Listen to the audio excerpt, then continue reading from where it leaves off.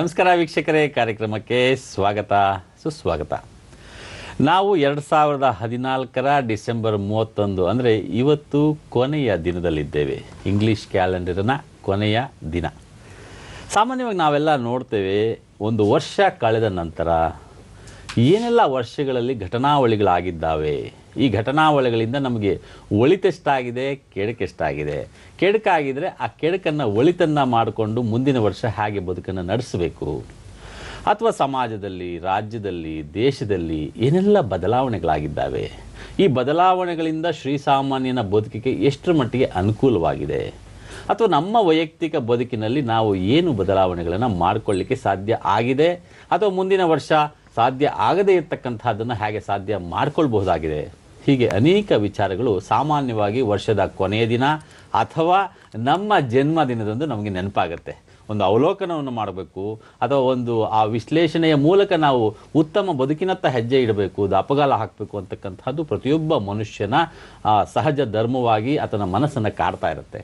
So ಈ ನಿಟ್ಟಿನಲ್ಲಿ December 31 ಅಂದ ತಕ್ಷಣ ನಮಗೆ 2014 ಅನೇಕ ಘಟನಾವಳಿಗಳು ಕಣ್ಮುಂದೆ ಸುಳಿದರೂ ಕೂಡ ಇದರಲ್ಲಿ ನಮ್ಮ ದೂರದರ್ಶನದ ಮೂಲಕ ನಾವು ಯಾವ ರೀತಿಯ ಕಾರ್ಯಕ್ರಮಗಳನ್ನು ಪ್ರಸಾರ ಮಾಡಿದ್ದೇವೆ. ಅದರಲ್ಲೂ ಕೂಡ ಅಕ್ಟೋಬರ್ 2ರಂದು ಪ್ರಧಾನಿ ನರೇಂದ್ರ ಮೋದಿಯವರು ಸ್ವಚ್ಛ ಭಾರತ ಅಭಿಯಾನಕ್ಕೆ ಗಾಂಧಿ ಜಯಂತಿ ಎಂದು ಚಾಲನೆಯನ್ನು ನೀಡಿದರು. ಈ ಚಾಲನೆಯ ಮೂಲಕ ಇಡೀ ದೇಶದಲ್ಲಿ ಸ್ವಚ್ಛ ಭಾರತ ಅಭಿಯಾನ ಅಂತಕ್ಕಂಥದ್ದು ಬಹಳ ವ್ಯಾಪಕವಾಗಿ ಎಲ್ಲರೂ ಕೂಡ ಬಹಳ ಉತ್ಸಾಹದಿಂದ ಇದರಲ್ಲಿ ಪಾಲ್ಗೊಂಡಿದ್ದಾರೆ. ದೂರದರ್ಶನ ಇದುವರೆಗೂ ಸುಮಾರು 10 ಕಾರ್ಯಕ್ರಮಗಳನ್ನು ಈ ನಿಟ್ಟಿನಲ್ಲಿ ಪ್ರತಿ ಬುಧವಾರ ಬಿತ್ತರಿಸಿಕೊಂಡು ಬರ್ತಾ ಇದೆ. ಸಂಬಂಧಪಟ್ಟ ಇಲಾಖೆಯ ಅಧಿಕಾರಿಗಳಿರ್ಬೋದು, ಸಂಘ ಸಂಸ್ಥೆಗಳ ಪದಾಧಿಕಾರಿಗಳಿರ್ಬೋದು, ಎಲ್ಲರೂ ಕೂಡ ಸಮಾಜದ ಮುಖ್ಯ ವಾಹಿನಿಯಲ್ಲಿ ಪಾತ್ರ ವಹಿಸ್ತಕ್ಕಂಥ ಎಲ್ಲರನ್ನ ಕರೆದು ಮಾತನಾಡಿಸುವಂತಹ ಒಂದು ಪ್ರಯತ್ನ ದೂರದರ್ಶನ ಮಾಡ್ಕೊಂಡು ಬರ್ತಾ ಇದೆ. ಈ ನಿಟ್ಟಿನಲ್ಲಿ ನನ್ನ ಮಿತ್ರರು ಹಾಗೂ ಇದೇ ಕಾರ್ಯಕ್ರಮವನ್ನು ನಿರೂಪಣೆ ಮಾಡ್ತಾ ಬಂದಿರತಕ್ಕಂತಹ ಶಿವರಾಮ್ ಅವರು ಇವತ್ತು ನನ್ನ ಜೊತೆಗಿದ್ದಾರೆ, ಹಾಗೂ ನಾನು ಕೂಡ ಈ ಕಾರ್ಯಕ್ರಮವನ್ನು ನಿರೂಪಣೆ ಮಾಡಿದ್ದೀನಿ. ಸೊ ಈ ನಿಟ್ಟಿನಲ್ಲಿ ಈ ಸ್ವಚ್ಛ ಭಾರತ ಅಭಿಯಾನ ಅಂತಕ್ಕಂಥದ್ದು ಹೇಗೆ ಈ ದೂರದರ್ಶನದ ಮೂಲಕ ಮಾನಸಕ್ಕೆ ತಲುಪುವಂಥದ್ದಿರ್ಬೋದು, ಅಥವಾ ಜನರ ಒಂದು ಪ್ರಶ್ನೆಗಳನ್ನು ತೆಗೆದುಕೊಂಡು ಅದಕ್ಕೆ ಸಂಬಂಧಪಟ್ಟ ಅಧಿಕಾರಿಗಳಿಂದ ಉತ್ತರ ಕೊಡಿಸುವಂತಹ ಪ್ರಯತ್ನ ಇರ್ಬೋದು, ಇದು ಹೇಗೆ ನಡೀತು ಅಂತಕ್ಕಂಥ ಒಂದು ಅವಲೋಕನ ಇವತ್ತಿನ ಕಾರ್ಯಕ್ರಮದಲ್ಲಿ. ಮೊದಲನೇದಾಗಿ ನನ್ನ ಗೆಳೆಯ ಶಿವರಾಮ್ಗೆ ಕಾರ್ಯಕ್ರಮಕ್ಕೆ ಸ್ವಾಗತವನ್ನು ಕೊಡ್ತೀನಿ. ಶಿವರಾಮ್, ಕಾರ್ಯಕ್ರಮಕ್ಕೆ ಸ್ವಾಗತ. ವೀಕ್ಷಕರೇ ಕೂಡ ಸ್ವಾಗತ. ನಿಮ್ಮ ಪ್ರಶ್ನೆಗಳು ಏನೇ ಇದ್ರೂ ಕೂಡ ಸ್ವಚ್ಛ ಭಾರತ ಅಭಿಯಾನ 2014ರಲ್ಲಿ ಹೇಗಿತ್ತು, ಅಥವಾ ನೀವು ಇದಕ್ಕೆ ಹೇಗೆ ಇಂಬು ಕೊಡುವಂತಹ ಒಂದು ಪ್ರಯತ್ನಗಳನ್ನು ಮಾಡಿದ್ರಿ, ಮತ್ತು ಮುಂದೆ ಏನು ಮಾಡಬೇಕು ಅಂದ್ಕೊಂಡಿದ್ರಿ, ಈ ರೀತಿಯ ಎಲ್ಲ ವಿಚಾರಗಳನ್ನು ಚರ್ಚೆ ಮಾಡೋಣ. ಇದು ಪ್ರಶ್ನೋತ್ತರ ಅನ್ನೋದಕ್ಕಿಂತಲೂ ಕೂಡ ಈ ಅವಲೋಕನ ಅಂತಕ್ಕಂಥದ್ದು ಕೇವಲ ನಮ್ಮ ಕಾರ್ಯಕ್ರಮದ ಗಣ್ಯರ ವ್ಯಕ್ತಪಡಿಸತಕ್ಕಂಥ ಅಭಿಪ್ರಾಯ ಇರ್ಬೋದು, ಅಥವಾ ಒಟ್ಟಾರೆ ನಮ್ಮ ಜವಾಬ್ದಾರಿಗಳನ್ನು ಬಿಂಬಿಸ್ತಕ್ಕಂಥ ಒಂದು ಪ್ರಯತ್ನ. ಸೊ ನಿಮ್ಮ ಪ್ರಶ್ನೆ ನೇರವಾಗಿರಲಿ, ಸ್ಪಷ್ಟವಾಗಿರಲಿ ಅಂತ ಹೇಳ್ತಾ, ಮೊದಲನೇದಾಗಿ ಶಿವರಾಮ್, ಈ ಸ್ವಚ್ಛ ಭಾರತ ಅಭಿಯಾನ ಅಂತಕ್ಕಂಥದ್ದು ನಮ್ಮ ಇವತ್ತಿನ ಪರಿಸ್ಥಿತಿಗೆ ಎಷ್ಟು ಏನು ಬಹಳ ಮಾತನಾಡಬೇಕಾದ್ರೆ ಎಷ್ಟು ಅವಶ್ಯವಾಗಿತ್ತು, ಮತ್ತು ಆ ಸಂದರ್ಭ ಹೇಗೆ ಕೂಡಿ ಬಂತು, ಇದ್ರ ಬಗ್ಗೆ ಹೇಗೆ ವಿಶ್ಲೇಷಣೆ ಮಾಡ್ತೀವಿ? ಸಹಜವಾಗಿ ಎಲ್ರಿಗೂ ಗೊತ್ತಿರೋ ಹಾಗೆ ಸ್ವಚ್ಛ ಭಾರತ ಅಭಿಯಾನ 2014 ಅಕ್ಟೋಬರ್ 2ನೇ ತಾರೀಕು ಹೊಸ ಹೆಸರಿನೊಂದಿಗೆ ಶುರುವಾದರೂ ಕೂಡ ಇದಕ್ಕೆ ಮೂಲವನ್ನು ಹುಡುಕ್ತಾ ಹೋದಾಗ ನಮಗೆ ಕಂಡುಬರುವಂಥದ್ದು ಗಾಂಧೀಜಿಯವರ ಬದುಕಿನಲ್ಲಿ. ಗಾಂಧೀಜಿಯವರು ಇದಕ್ಕೆ ಬಹಳ ದೊಡ್ಡ ಆದರ್ಶ. ಹಾಗಾಗಿ ಅವರು ಒಂದು ಕಡೆ ಹೇಳ್ತಾರೆ, ಸ್ವಾತಂತ್ರ್ಯಕ್ಕಿಂತ ನೈರ್ಮಲ್ಯಕ್ಕೆ ಆದ್ಯತೆ ಕೊಡುವಂಥದ್ದು ಅತ್ಯಗತ್ಯ ಅನ್ನುವಂಥ ಮಾತನ್ನು ಹೇಳ್ತಾರೆ. ಹಾಗೆ ನೋಡಿದ್ರೆ ಬಹುಶಃ ಸ್ವಾತಂತ್ರ್ಯದ ಜೊತೆಗೆ ಶುಚಿತ್ವ, ನೈರ್ಮಲ್ಯಕ್ಕೆ ಕೂಡ ಅವರು ಬಹಳ ದೊಡ್ಡ ಆದ್ಯತೆಯನ್ನು ಕೊಟ್ಟಿದ್ದರು ಅನ್ನುವಂಥದ್ದು ಸ್ಪಷ್ಟ ಆಗುತ್ತೆ. ಹಾಗಾಗಿ ಗಾಂಧೀಜಿಯವರ ನಂತರದಲ್ಲಿ ಬಹುಶಃ 2007ರ ಸಂದರ್ಭದಲ್ಲಿ 2005 ಕೇಂದ್ರ ಸರ್ಕಾರ ನಿರ್ಮಲ್ ಭಾರತ್ ಅಭಿಯಾನವನ್ನು ಶುರು ಮಾಡುತ್ತೆ. ನಿರ್ಮಲ್ ಭಾರತ್ ಅಭಿಯಾನ ಭಾಳ ಯಶಸ್ವಿಯಾಗಿ ಇಡೀ ದೇಶಾದ್ಯಂತ ನಡೆಯುತ್ತೆ. ಕರ್ನಾಟಕದಲ್ಲಂತೂ ಇಡೀ ದೇಶದ ಎಲ್ಲ ರಾಜ್ಯಗಳಿಗೂ ಒಂದು ಮಾದರಿಯಾಗಿ ನಿರ್ಮಲ್ ಭಾರತ್ ಅಭಿಯಾನ, ಸಂಪೂರ್ಣ ಸ್ವಚ್ಛತಾ ಆಂದೋಲನ, ಈ ಕಾರ್ಯಕ್ರಮಗಳು ಬಹಳ ಯಶಸ್ವಿಯಾಗಿ ನಡೀತವೆ. ಹಾಗಾಗಿ ಇಡೀ ದೇಶದಲ್ಲಿ ಕರ್ನಾಟಕ ರಾಜ್ಯಕ್ಕೆ ಒಂದು ವಿಶಿಷ್ಟವಾದಂಥ ಸ್ಥಾನ ಇತ್ತು. ಮತ್ತಷ್ಟು ಹುರುಪನ್ನು ತುಂಬುವ ಮತ್ತು ಈಗಿರ್ತಕ್ಕಂಥ ವ್ಯವಸ್ಥೆಯನ್ನು ಮತ್ತಷ್ಟು ವೇಗವಾಗಿ ಸರಿಪಡಿಸುವ ಸಂಕಲ್ಪಕ್ಕೆ ಬದ್ಧರಾದಂಥ ಪ್ರಧಾನಮಂತ್ರಿ ಮಾನ್ಯ ನರೇಂದ್ರ ಮೋದಿಯವರು ಇದನ್ನು 2014 ಅಕ್ಟೋಬರ್ 2ನೇ ತಾರೀಕು ಉದ್ಘಾಟನೆ ಮಾಡ್ತಾರೆ. 2 ವಾರಗಳ ನಂತರ ನಾವು ನಮ್ಮ ದೂರದರ್ಶನದಲ್ಲಿ ಇದಕ್ಕೆ ಸಂಬಂಧಪಟ್ಟಂಥ ಒಂದು ರೀತಿ ನಾನು ಈ ಅಭಿಯಾನದ ರಥವನ್ನು ಎಳೆಯುವಂಥ ಸಂಚಿಕೆಗಳನ್ನು ಮಾಡ್ಕೊಳ್ತಾ ಬಂದ್ವಿ. ಖಂಡಿತ, ನಾನು ಕೂಡ ಒಂದ್ಸಲ ಅದಕ್ಕೆ ಕೈ ಜೋಡಿಸಿದ್ದೆ. ಹೌದು, ಹಾಗೇನೆ ನಾವು ನೋಡ್ತೀವಿ ಪತ್ರಿಕೆಗಳಲ್ಲಿ ನಾನು ಇತ್ತೀಚೆಗೆ ಓದಿದ್ದು 50 ವರ್ಷಗಳ ಹಿಂದೆನೆ ಈ ಅಭಿಯಾನಕ್ಕೆ ಚಾಲನೆ ಕೊಟ್ಟರೂ ಕೂಡ ಎಲ್ಲೋ ಒಂದು ಕಡೆ ಸಮರ್ಪಕವಾಗಿ ಅದು ಜನಮಾನಸಕ್ಕೆ ತಲುಪಿರ್ಲಿಲ್ವೋ ಅಥವಾ ಜನರ ಇಚ್ಛಾಶಕ್ತಿಯ ಕೊರತೆಯಿಂದಲೋ ಅದು ಹೆಚ್ಚು ಪ್ರವರ್ಧಮಾನಕ್ಕೆ ಬಂದಿಲ್ಲ, ಮತ್ತೆ ಬಹಳ ಎಫೆಕ್ಟಿವ್ ಆಗಿ ಇಂಪ್ಲಿಮೆಂಟ್ ಆಗಿರಲಿಲ್ಲ. ಆದರೆ ಇವತ್ತಿನ ಕಾಲಘಟ್ಟದಲ್ಲಿ ಆಗಿರ್ತಕ್ಕಂಥ ಬದಲಾವಣೆ ಬಹಳ ಮೆಚ್ಚತಕ್ಕಂತಹದ್ದು ಅಂತ ಯಾವುದೋ ಪತ್ರಿಕೆಯಲ್ಲಿ ನಾನು ಓದಿದ್ ನೆನಪು. ಸೊ ಈ ನಿಟ್ಟಿನಲ್ಲಿ ಇಂತಹ ಸಂದರ್ಭದಲ್ಲಿ ಒಂದು ಹೊಸ ಪರ್ವ ಅಂತ ಶುರುವಾಗಬೇಕಾದ್ರೆ, ಬದಲಾವಣೆಯ ಪರ್ವ ಅಂತ ಶುರು ಆಗಬೇಕಾದ್ರೆ ಈ ಜನರ ಇಚ್ಛಾಶಕ್ತಿ ಎಷ್ಟು ಮುಖ್ಯ ಅನ್ಸುತ್ತೆ? ಪ್ರಭಾಕರ್, ಇದರ ಅಗತ್ಯ ಏನಿತ್ತು ಅಂತ ನೋಡಿದಾಗ ಗಾಂಧೀಜಿಯವರಿಂದ ಶುರುವಾಗಿ ನಿರ್ಮಲ ಭಾರತ ಅಭಿಯಾನ, ಸಂಪೂರ್ಣ ಸ್ವಚ್ಛತಾ ಆಂದೋಲನ, ಈ ಥರದ ಬಹಳ ಉತ್ಕೃಷ್ಟವಾದಂಥ ಕಾರ್ಯಕ್ರಮಗಳು ಬಂದಾಗ್ಯೂ ಕೂಡ ಇದಕ್ಕೆ ಯಾಕೆ ಮಾನ್ಯ ಪ್ರಧಾನಿಗಳು ವಿಶೇಷವಾದಂಥ ಆದ್ಯತೆಯನ್ನು ಕೊಟ್ಟರು ಅಂತ ಹೇಳಿದ್ರೆ, ಬಹುಶಃ ಅವರ ಚುನಾವಣೆಯ ಸಂದರ್ಭದಲ್ಲಿ ಬೇರೆ ಬೇರೆ ಕಡೆ ಓಡಾಡಬೇಕಾಗಿತ್ತು, ವಿಶೇಷವಾಗಿ ವಾರಣಾಸಿಯಲ್ಲಿ ಓಡಾಡಬೇಕಾಗಿತ್ತು. ಆಗ ಅಲ್ಲಿನ ಪರಿಸ್ಥಿತಿ ಗಮನಕ್ಕೆ ಬರುತ್ತೆ. ಎಷ್ಟರ ಮಟ್ಟಿಗೆ ನಾವು ಗಂಗೆಯನ್ನು ಮಲಿನ ಮಾಡಿದ್ದೇವೆ, ದೇವಾಲಯಗಳನ್ನು ಎಷ್ಟು ನಾವು ಪವಿತ್ರವಾದಂಥ ತಾಣಗಳು ಅಂತ ನಾವು ಅಂದ್ಕೊಂಡ್ರೂ ಕೂಡ ಅಲ್ಲಿ ಎಷ್ಟರ ಮಟ್ಟಿಗೆ ನಾವು ಶುಚಿತ್ವವನ್ನು ಕಾಪಾಡೋದ್ರಲ್ಲಿ ಸೋತಿದ್ದೇವೆ. ಒಟ್ಟು ಮಾಲಿನ್ಯಕ್ಕೆ ನಮ್ಮ ಕೊಡುಗೆ ಬಹಳ ದಟ್ಟವಾಗಿದೆ ಅನ್ನೋ ಕಾರಣಕ್ಕಾಗಿ ಅವ್ರ ಗಮನಕ್ಕೆ ಬಂತು. ಬಹುಶಃ ಆ ಕಾರಣಕ್ಕಾಗಿ ಇದು ಅನಿವಾರ್ಯ ಅಂಥೇಳಿ ಇವರು ಪ್ರಧಾನಮಂತ್ರಿಗಳಿಗೂ ಆಯಿತು, ಅದನ್ನು ವೇಗವಾಗಿ ಜಾರಿಗೊಳಿಸಬೇಕು ಅನ್ನೋದಕ್ಕೆ ಅವರು ಕನಿಷ್ಠ ವರ್ಷದಲ್ಲಿ 100 ಗಂಟೆಗಳನ್ನು ಇದಕ್ಕಾಗಿ ಮೀಸಲಿಡಿ, ವಾರದಲ್ಲಿ 2 ಗಂಟೆಗಳನ್ನು ಇದಕ್ಕಾಗಿ ಮೀಸಲಿಡಿ. ಅದಕ್ಕಾಗಿ ನೀವು ಎಲ್ಲಿ ವಾಸ ಮಾಡ್ತಿರೋ, ನೀವು ಎಲ್ಲಿ ಕೆಲಸ ಮಾಡ್ತಿರೋ ಅಲ್ಲಿನ ಪರಿಸರವನ್ನು ಶುಚಿಯಾಗಿ ಇಟ್ಕೊಳ್ಳೋದಕ್ಕೆ ದಯವಿಟ್ಟು ಗಮನ ಕೊಡಿ ಅನ್ನುವಂಥದ್ದನ್ನು ಅವರು ಹೇಳ್ತಾರೆ.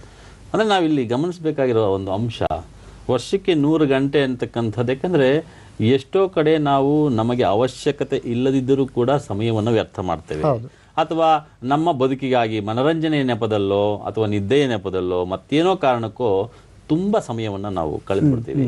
ಆದರೆ ಒಂದು ಅರ್ಥಪೂರ್ಣವಾದಂತಹ ಕಾರಣಕ್ಕೋಸ್ಕರ 100 ಗಂಟೆಯನ್ನು ಮೀಸಲಾಗಿರ್ತಕ್ಕಂಥದ್ದು ಬಹುಶಃ ಬದುಕಿನ ಬಹಳ ದೊಡ್ಡ, ನಮ್ಮ ಬದುಕಿನಲ್ಲಿ ಅದು ಸಾಧನೆ ಅಂತ ನಾವು ಭಾವಿಸ್ಬೋದು. ಯಾಕಂದ್ರೆ ಒಂದು ಒಳ್ಳೆ ಉದ್ದೇಶ, ಬಹಳ ಒಳ್ಳೆಯ ಉದ್ದೇಶ. ಮತ್ತೆ ಎಲ್ಲೋ ಒಂದು ಕಡೆ ನಾವು ಮಾಡ್ತಕ್ಕಂತಹ ಒಂದು ಕೆಲಸ 10 ಮಂದಿಗೆ ಸ್ಫೂರ್ತಿ ಆಗಬಹುದು, 100 ಮಂದಿಗೆ ಸ್ಫೂರ್ತಿ ಆಗಬಹುದು. ಹಾಗಾಗಿ ಇಡೀ ದೇಶದಲ್ಲಿ ಇದರ ಕಲರವ ಶುರುವಾಗಿದ್ದು ಮಾತ್ರ ಬಹಳ ಒಳ್ಳೆಯ ಬೆಳವಣಿಗೆ ಅಂತ ಮಾತ್ರ ಹೇಳ್ಬೋದು. ನೀವು ಪ್ರೇರೇಪಿಸಬಹುದು ಅನ್ನೋ ಮಾತಿಗೆ ನಾನು ಹೇಳ್ತೀನಿ, ಪ್ರಧಾನಮಂತ್ರಿಗಳು ನೀವು ಮಾಡಿ ಇತರರನ್ನು ಪ್ರೇರೇಪಿಸಿ. ಕನಿಷ್ಠ 8 ರಿಂದ 10 ಜನನ ಇದಕ್ಕೆ, ಈ ಅಭಿಯಾನದ ಇದರಲ್ಲಿ ಯಾರ್ಯಾರು ಸೆಲೆಬ್ರಿಟಿಗಳು ಅಂತ ಕರೆಸ್ಕೊಳ್ತಾರೋ ಅವ್ರನ್ನ ಸೇರಿಸ್ಕೊಂಡು ಮುಂದುವರಿಸಿ ಅನ್ನುವಂಥದ್ದು. ಅಂದರೆ ನೀವು ಈ ಅಭಿಯಾನದ ರಥವನ್ನು ಎಳೆಯದೇ ಆದರೆ ಬೇರೆಯವ್ರನ್ನು ಕೂಡ ಈ ರಥವನ್ನು ಎಳೆಯೋದಕ್ಕೆ ಜೋಡಿಸ್ಕೊಳ್ಳಿ, ಅದು ಮುಖ್ಯವಾದವರು ಅನ್ನುವಂಥ ಒಂದು ವಿಶೇಷವಾದಂಥ ಜನಮಾನಸದಲ್ಲಿ ಯಾರು ಉಳಿದಿರ್ತಾರೆ ಅಂತಹ ವ್ಯಕ್ತಿಗಳನ್ನ ಒಟ್ಟುಗೂಡಿಸ್ಕೊಂಡು ಅವ್ರ ಜೊತೆ ನಡೀತಕ್ಕಂಥದ್ದು ಬಹಳ ಒಳ್ಳೆಯ ಬೆಳವಣಿಗೆ. ಯಾಕಂದ್ರೆ ಒಬ್ಬೊಬ್ಬರಿಗೊಬ್ಬೊಬ್ಬರು ಆದರ್ಶವಾಗಿರ್ತಾರೆ. ಸೊ ಅಂತಹವರ ಒಂದು ನುಡಿ ಅಥವಾ ಅಂತಹವರ ಒಂದು ಕೃತಿ ತುಂಬಾ ಜನಕ್ಕೆ ಅದು ಸ್ಫೂರ್ತಿಯ ಸೆಲೆ ಆಗ್ಬಿಡುತ್ತೆ. ಸೊ ಆ ನಿಟ್ಟಿನಲ್ಲಿ ಬಹಳ ಒಳ್ಳೆಯ ಕೆಲಸ ಇದು ನಡೀತಾ ಇದೆ. ಮತ್ತೆ ಇನ್ನೊಂದು ವಿಚಾರವನ್ನು ನೋಡೋದಾದ್ರೆ, ಸಾಮಾನ್ಯವಾಗಿ ನಾನು ಆಗ್ಲೇ ಹೇಳಿದ ಹಾಗೆ ಅವಲೋಕನ ಅಂದ ತಕ್ಷಣ ನಮ್ಮನ್ನು ನಾವು ಫಸ್ಟ್ ಅವಲೋಕನ ಮಾಡ್ಕೋತೀವಿ. ಸೊ ನಾನು ಏನು ಮಾಡಿದ್ದೀನಿ ಅಥವಾ ಏನು ಮಾಡಬಹುದಾಗಿತ್ತು, what best can I do ಅಂತಕ್ಕಂಥ ವಿಚಾರಗಳೇನಿದ್ದಾವೆ ಒಬ್ಬ ಮನುಷ್ಯನ ವ್ಯಕ್ತಿತ್ವಕ್ಕೆ ಒಂದು ಉನ್ನತ ಬೆಳವಣಿಗೆಗೆ ಅದು ಇಂಪು ಕೊಡ್ತಾ ಹೋಗುತ್ತೆ. ಸೊ ಈ ನಿಟ್ಟಿನಲ್ಲಿ ಅವಲೋಕನ ಅಂತಕ್ಕಂಥದ್ದು ಎಷ್ಟು ಮುಖ್ಯ ಅನಿಸುತ್ತೆ? ನಿಜವಾಗ್ಲೂ ಅವಲೋಕನ ಹಿಂದಿರುಗಿ ನೋಡ್ಕೊಳ್ಳೋ ಅಂಥದ್ದು. ಯಾವುದೇ ವೈಯಕ್ತಿಕ ಬದುಕಿನ ನೆಲೆ ಆಗಲಿ ಅಥವಾ ನಾವು ಕೆಲಸ ಮಾಡುವಂಥ ಜಾಗ ಆಗಲಿ ಅಥವಾ ದೇಶದ ಒಟ್ಟು ಪರಿಸ್ಥಿತಿ ಆಗಲಿ, ಇವೆಲ್ಲವನ್ನು ಕೂಡ ಏನೇನಾಯಿತು ಒಂದು ಸಾರಿ ಅವಲೋಕಿಸುವಂಥದ್ದು. ವಿಶೇಷವಾಗಿ ನಾವು ಪ್ರತಿ ಬುಧವಾರ ಸ್ವಚ್ಛ ಭಾರತ್ ಅಭಿಯಾನಕ್ಕೆ ಮೀಸಲಾದಂಥ ಸಂಚಿಕೆಗಳನ್ನು ಮಾಡ್ಕೊಂಡು ಬರ್ತಾ ಇದ್ರಿಂದ ಅದಕ್ಕೆ ಮಾತ್ರ ಮೀಸಲಿಡೋಣ ನಮ್ಮ ಚರ್ಚೆಯನ್ನು. ಒಂದು ಇದು ನಿಜವಾಗ್ಲೂ ಮುಂದೆ ನಾವು ಈ ಸ್ವಚ್ಛ ಭಾರತ್ ಅಭಿಯಾನ ಇನ್ನಷ್ಟು ಸಮರ್ಥವಾಗಿ ಸಂಚಿಕೆಗಳನ್ನು ಮುಂದುವರಿಸ್ಕೊಂಡು ಹೋಗೋದಕ್ಕೆ ಈಗ ನಾವು ಮಾಡಿರ್ತಕ್ಕಂಥ 10 ಸಂಚಿಕೆಗಳು ಒಂದು ರೀತಿ ನಮಗೆ ಒಂದು ನಿಜವಾಗ್ಲೂ ಮೆಟ್ಟಿಲುಗಳು ಅಂತ ನಾನು ಭಾವಿಸ್ತೇನೆ. ಖಂಡಿತ ಈ ಮೆಟ್ಟಿಲುಗಳಿಗೆ 10 ಮೆಟ್ಟಿಲುಗಳಾಗಿ ಬಂದಂಥ ಮಹನೀಯರು ಯಾರು ಅಂತ ಹೇಳಿ ಒಂದು ಸಂಕ್ಷಿಪ್ತ ಅವಲೋಕನವನ್ನು ನಿಮ್ಮ ಮುಂದೆ ಇಡೋದಕ್ಕೆ ಬಯಸ್ತೇನೆ. ನಮ್ಮ ಮೊದಲ ಸಂಚಿಕೆ ಶುರುವಾಗಿದ್ದು ಮನೀಶ್ ಮುದಗಿಲ್ ಅವರಿಂದ, ಅಂದರೆ ಹಿರಿಯ IAS ಅಧಿಕಾರಿಗಳು, ಕರ್ನಾಟಕ ರಾಜ್ಯ ಗ್ರಾಮೀಣ ನೀರು ಸರಬರಾಜು ಮತ್ತು ನೈರ್ಮಲ್ಯ ಇಲಾಖೆಯ ಆಯುಕ್ತರು ಬಂದಿದ್ದರು. ಇವರ ಮೂಲಕ ನಾನು ಸ್ವಚ್ಛ ಭಾರತ್ ಅಭಿಯಾನ ಯಾಕೆ ಏನು ಅನ್ನೋದ್ರ ಬಗ್ಗೆ ಮಾಹಿತಿಯನ್ನು ಪಡ್ಕೊಂಡೆ. ವೀಕ್ಷಕರಿಗೆ ಮಾಹಿತಿಯನ್ನು ಕೊಡಿಸುವಂಥ ಪ್ರಯತ್ನವನ್ನು ಮಾಡಿದೆ. ತದನಂತರ ಮತ್ತೊಬ್ಬ ಹಿರಿಯ IAS ಅಧಿಕಾರಿ, ಹೆಚ್ಚುವರಿ ಮುಖ್ಯ ಕಾರ್ಯದರ್ಶಿಗಳು, ಕರ್ನಾಟಕ ಸರ್ಕಾರ ಗ್ರಾಮೀಣ ಅಭಿವೃದ್ಧಿ ಮತ್ತು ಪಂಚಾಯತ್ ರಾಜ್ ಇಲಾಖೆ, ಇವ್ರನ್ನ ಕರೆದು ಮಾತಾಡಿಸುವಂಥ ಪ್ರಯತ್ನ ಆಯಿತು. ಇವರಿಗೆ ನಾನು ವಿಶೇಷವಾಗಿ ಅನುಷ್ಠಾನ ಹೇಗೆ ನಡೆಯುತ್ತೆ, ಯಾಕೆಂದ್ರೆ ಈ ಸ್ವಚ್ಛ ಭಾರತ್ ಅಭಿಯಾನದ ಒಟ್ಟು ಪ್ರಕ್ರಿಯೆ ನಡೆಸ್ಕೊಂಡು ಹೋಗುವಂತಾರೆ ಅಥವಾ ಇವರ ಉಸ್ತುವಾರಿಯಲ್ಲಿ ನಡೀತೆ, ಈ ಇಲಾಖೆ ಉಸ್ತುವಾರಿಯಲ್ಲಿ ನಡೀತೆ. ಆ ಕಾರಣಕ್ಕಾಗಿ ಅನುಷ್ಠಾನದ ಬಗ್ಗೆ ಇವ್ರ ಹತ್ರ ಮಾಹಿತಿಯನ್ನು ಪಡೆದು ವೀಕ್ಷಕರಿಗೆ ತಲುಪಿಸುವಂಥ ಪ್ರಯತ್ನವನ್ನು ಮಾಡಿದೆ. ತದನಂತರ ಸರ್ಕಾರಗಳ ಜೊತೆಗೆ ವ್ಯಕ್ತಿಗಳು ಅವರವರ ವೈಯಕ್ತಿಕವಾದಂಥ ನೆಲೆಗಟ್ಟಿನಲ್ಲಿ ಸಾಕಷ್ಟು ಪರಿಣಾಮಕಾರಿಯಾಗಿ ಏನು ತ್ಯಾಜ್ಯ ನಿರ್ವಹಣೆ ಇರ್ಬೋದು ಅಥವಾ ಪರಿಸರ ಮಾಲಿನ್ಯಕ್ಕೆ ಸಂಬಂಧಪಟ್ಟಂತೆ ಇರ್ಬೋದು, ಈ ಕೆಲಸಗಳನ್ನ ಮಾಡ್ತಾ ಇದ್ದಾರೆ. ಅದರಲ್ಲಿ ನಾನು ಇನ್ವಾಲ್ವ್ ಮಾಡಿಕೊಂಡಿದ್ದು ಮಲ್ಲಿಕಾರ್ಜುನ ಮಾಚನೂರ್ ಅಂತ ಹೇಳಿ, ಆಮೇಲೆ ಶ್ರೀಯುತ ಕುಲಕರ್ಣಿ ಅಂತ ಹಿರಿಯ ಪರಿಸರವಾದಿಗಳು, ಇವರಿಬ್ಬರು ಮೂಲಕನೂ ಕೂಡ ಘನತ್ಯಾಜ್ಯ ನಿರ್ವಹಣೆಯನ್ನು ಹೇಗೆ ಮಾಡಬಹುದು, ಇವರು ಹೇಗೆ ಮಾಡ್ತಾರೆ ಅದರ ಪ್ರಾತ್ಯಕ್ಷತೆಯನ್ನು ಕೂಡ ನಾನು ಇಲ್ಲಿ ತೋರಿಸಲಿಕ್ಕೆ ಸಾಧ್ಯ ಆಯಿತು. ಖಂಡಿತ. ಉಳಿದಂತಹ ಯಾರು ನಮ್ಮ ಕಾರ್ಯಕ್ರಮದಲ್ಲಿ ಭಾಗವಹಿಸಿದ ಅಧಿಕಾರಿಗಳಿದ್ದಾರೆ ಅಥವಾ ಗಣ್ಯರಿದ್ದಾರೆ ಅವ್ರ ಬಗ್ಗೆ ನಾನು ಮತ್ತೆ ನಿಮ್ಮ ಜೊತೆ ಮಾತನಾಡ್ತೀನಿ. ಒಂದು ದೂರವಾಣಿ ಕರೆ ಇದೆ, ಮಂಡ್ಯದಿಂದ ರತ್ನ ಅವ್ರು ಕರೆ ಮಾಡಿದ್ದಾರೆ. ಕೇಳಿ ರತ್ನ ಅವರೇ, ನಿಮ್ಮ ಪ್ರಶ್ನೆ. ಹಲೋ, ಪ್ರಶ್ನೆ ಕೇಳಿಮಾ. ನಾನು ಮಂಡ್ಯದಿಂದ ಕೇಳಿ. KJ ರತ್ನ ಅಂತ. ಪ್ರಭಾಕರ್ ಸರ್ಗೂ ಆಮೇಲೆ ಶಿವರಾಮ್ ಸರ್ಗೂ ಹೊಸ ವರ್ಷದ ಹಾರ್ದಿಕ ಶುಭಾಶಯಗಳು. ಹಾಗೂ ಕರ್ನಾಟಕದ ಕನ್ನಡ ಅಭಿಮಾನಿಗಳಿಗೂ ಹೊಸ ವರ್ಷದ ಶುಭಾಶಯಗಳು. ಧನ್ಯವಾದಗಳಮ್ಮ. ಈಗ ನಾನು ಪ್ರಶ್ನೆ ಕೇಳೋದಂದ್ರೆ ಸ್ವಚ್ಛ ಭಾರತ ಬಗ್ಗೆನೇ ನಾನು ಕೇಳಿದ್ದೆ, ಆರೋಗ್ಯ ಕಾರ್ಯಕ್ರಮದಲ್ಲಿ ಕೇಳಿದ್ದೆ. ಈಗ ನಾನು 2014 ಮುಗ್ದೋಯ್ತು, ಈಗ ಅಟ್ಲೀಸ್ಟ್ 15 ಹುಟ್ಟುತ್ತಾ ಇದೆ. ಆ ವರ್ಷಕ್ಕಾದ್ರೂ ನಮ್ಮ ನಾಗರಿಕರು, ಸಾರ್ವಜನಿಕರು ನಾವು ಫಸ್ಟ್ ಮನೆ ಸ್ವಚ್ಛತೆ ಮಾಡ್ಕೊಂಡು ಫಸ್ಟ್ ನಮ್ಮ ಸುತ್ತಲೂ ಸ್ವಚ್ಛತೆ ಮಾಡ್ಕೊಂಡ್ರೆ ಅದೇ ಸಾಕು, ಅದೇ ಸ್ವಚ್ಛ ಭಾರತ ಆಗೋಗುತ್ತೆ.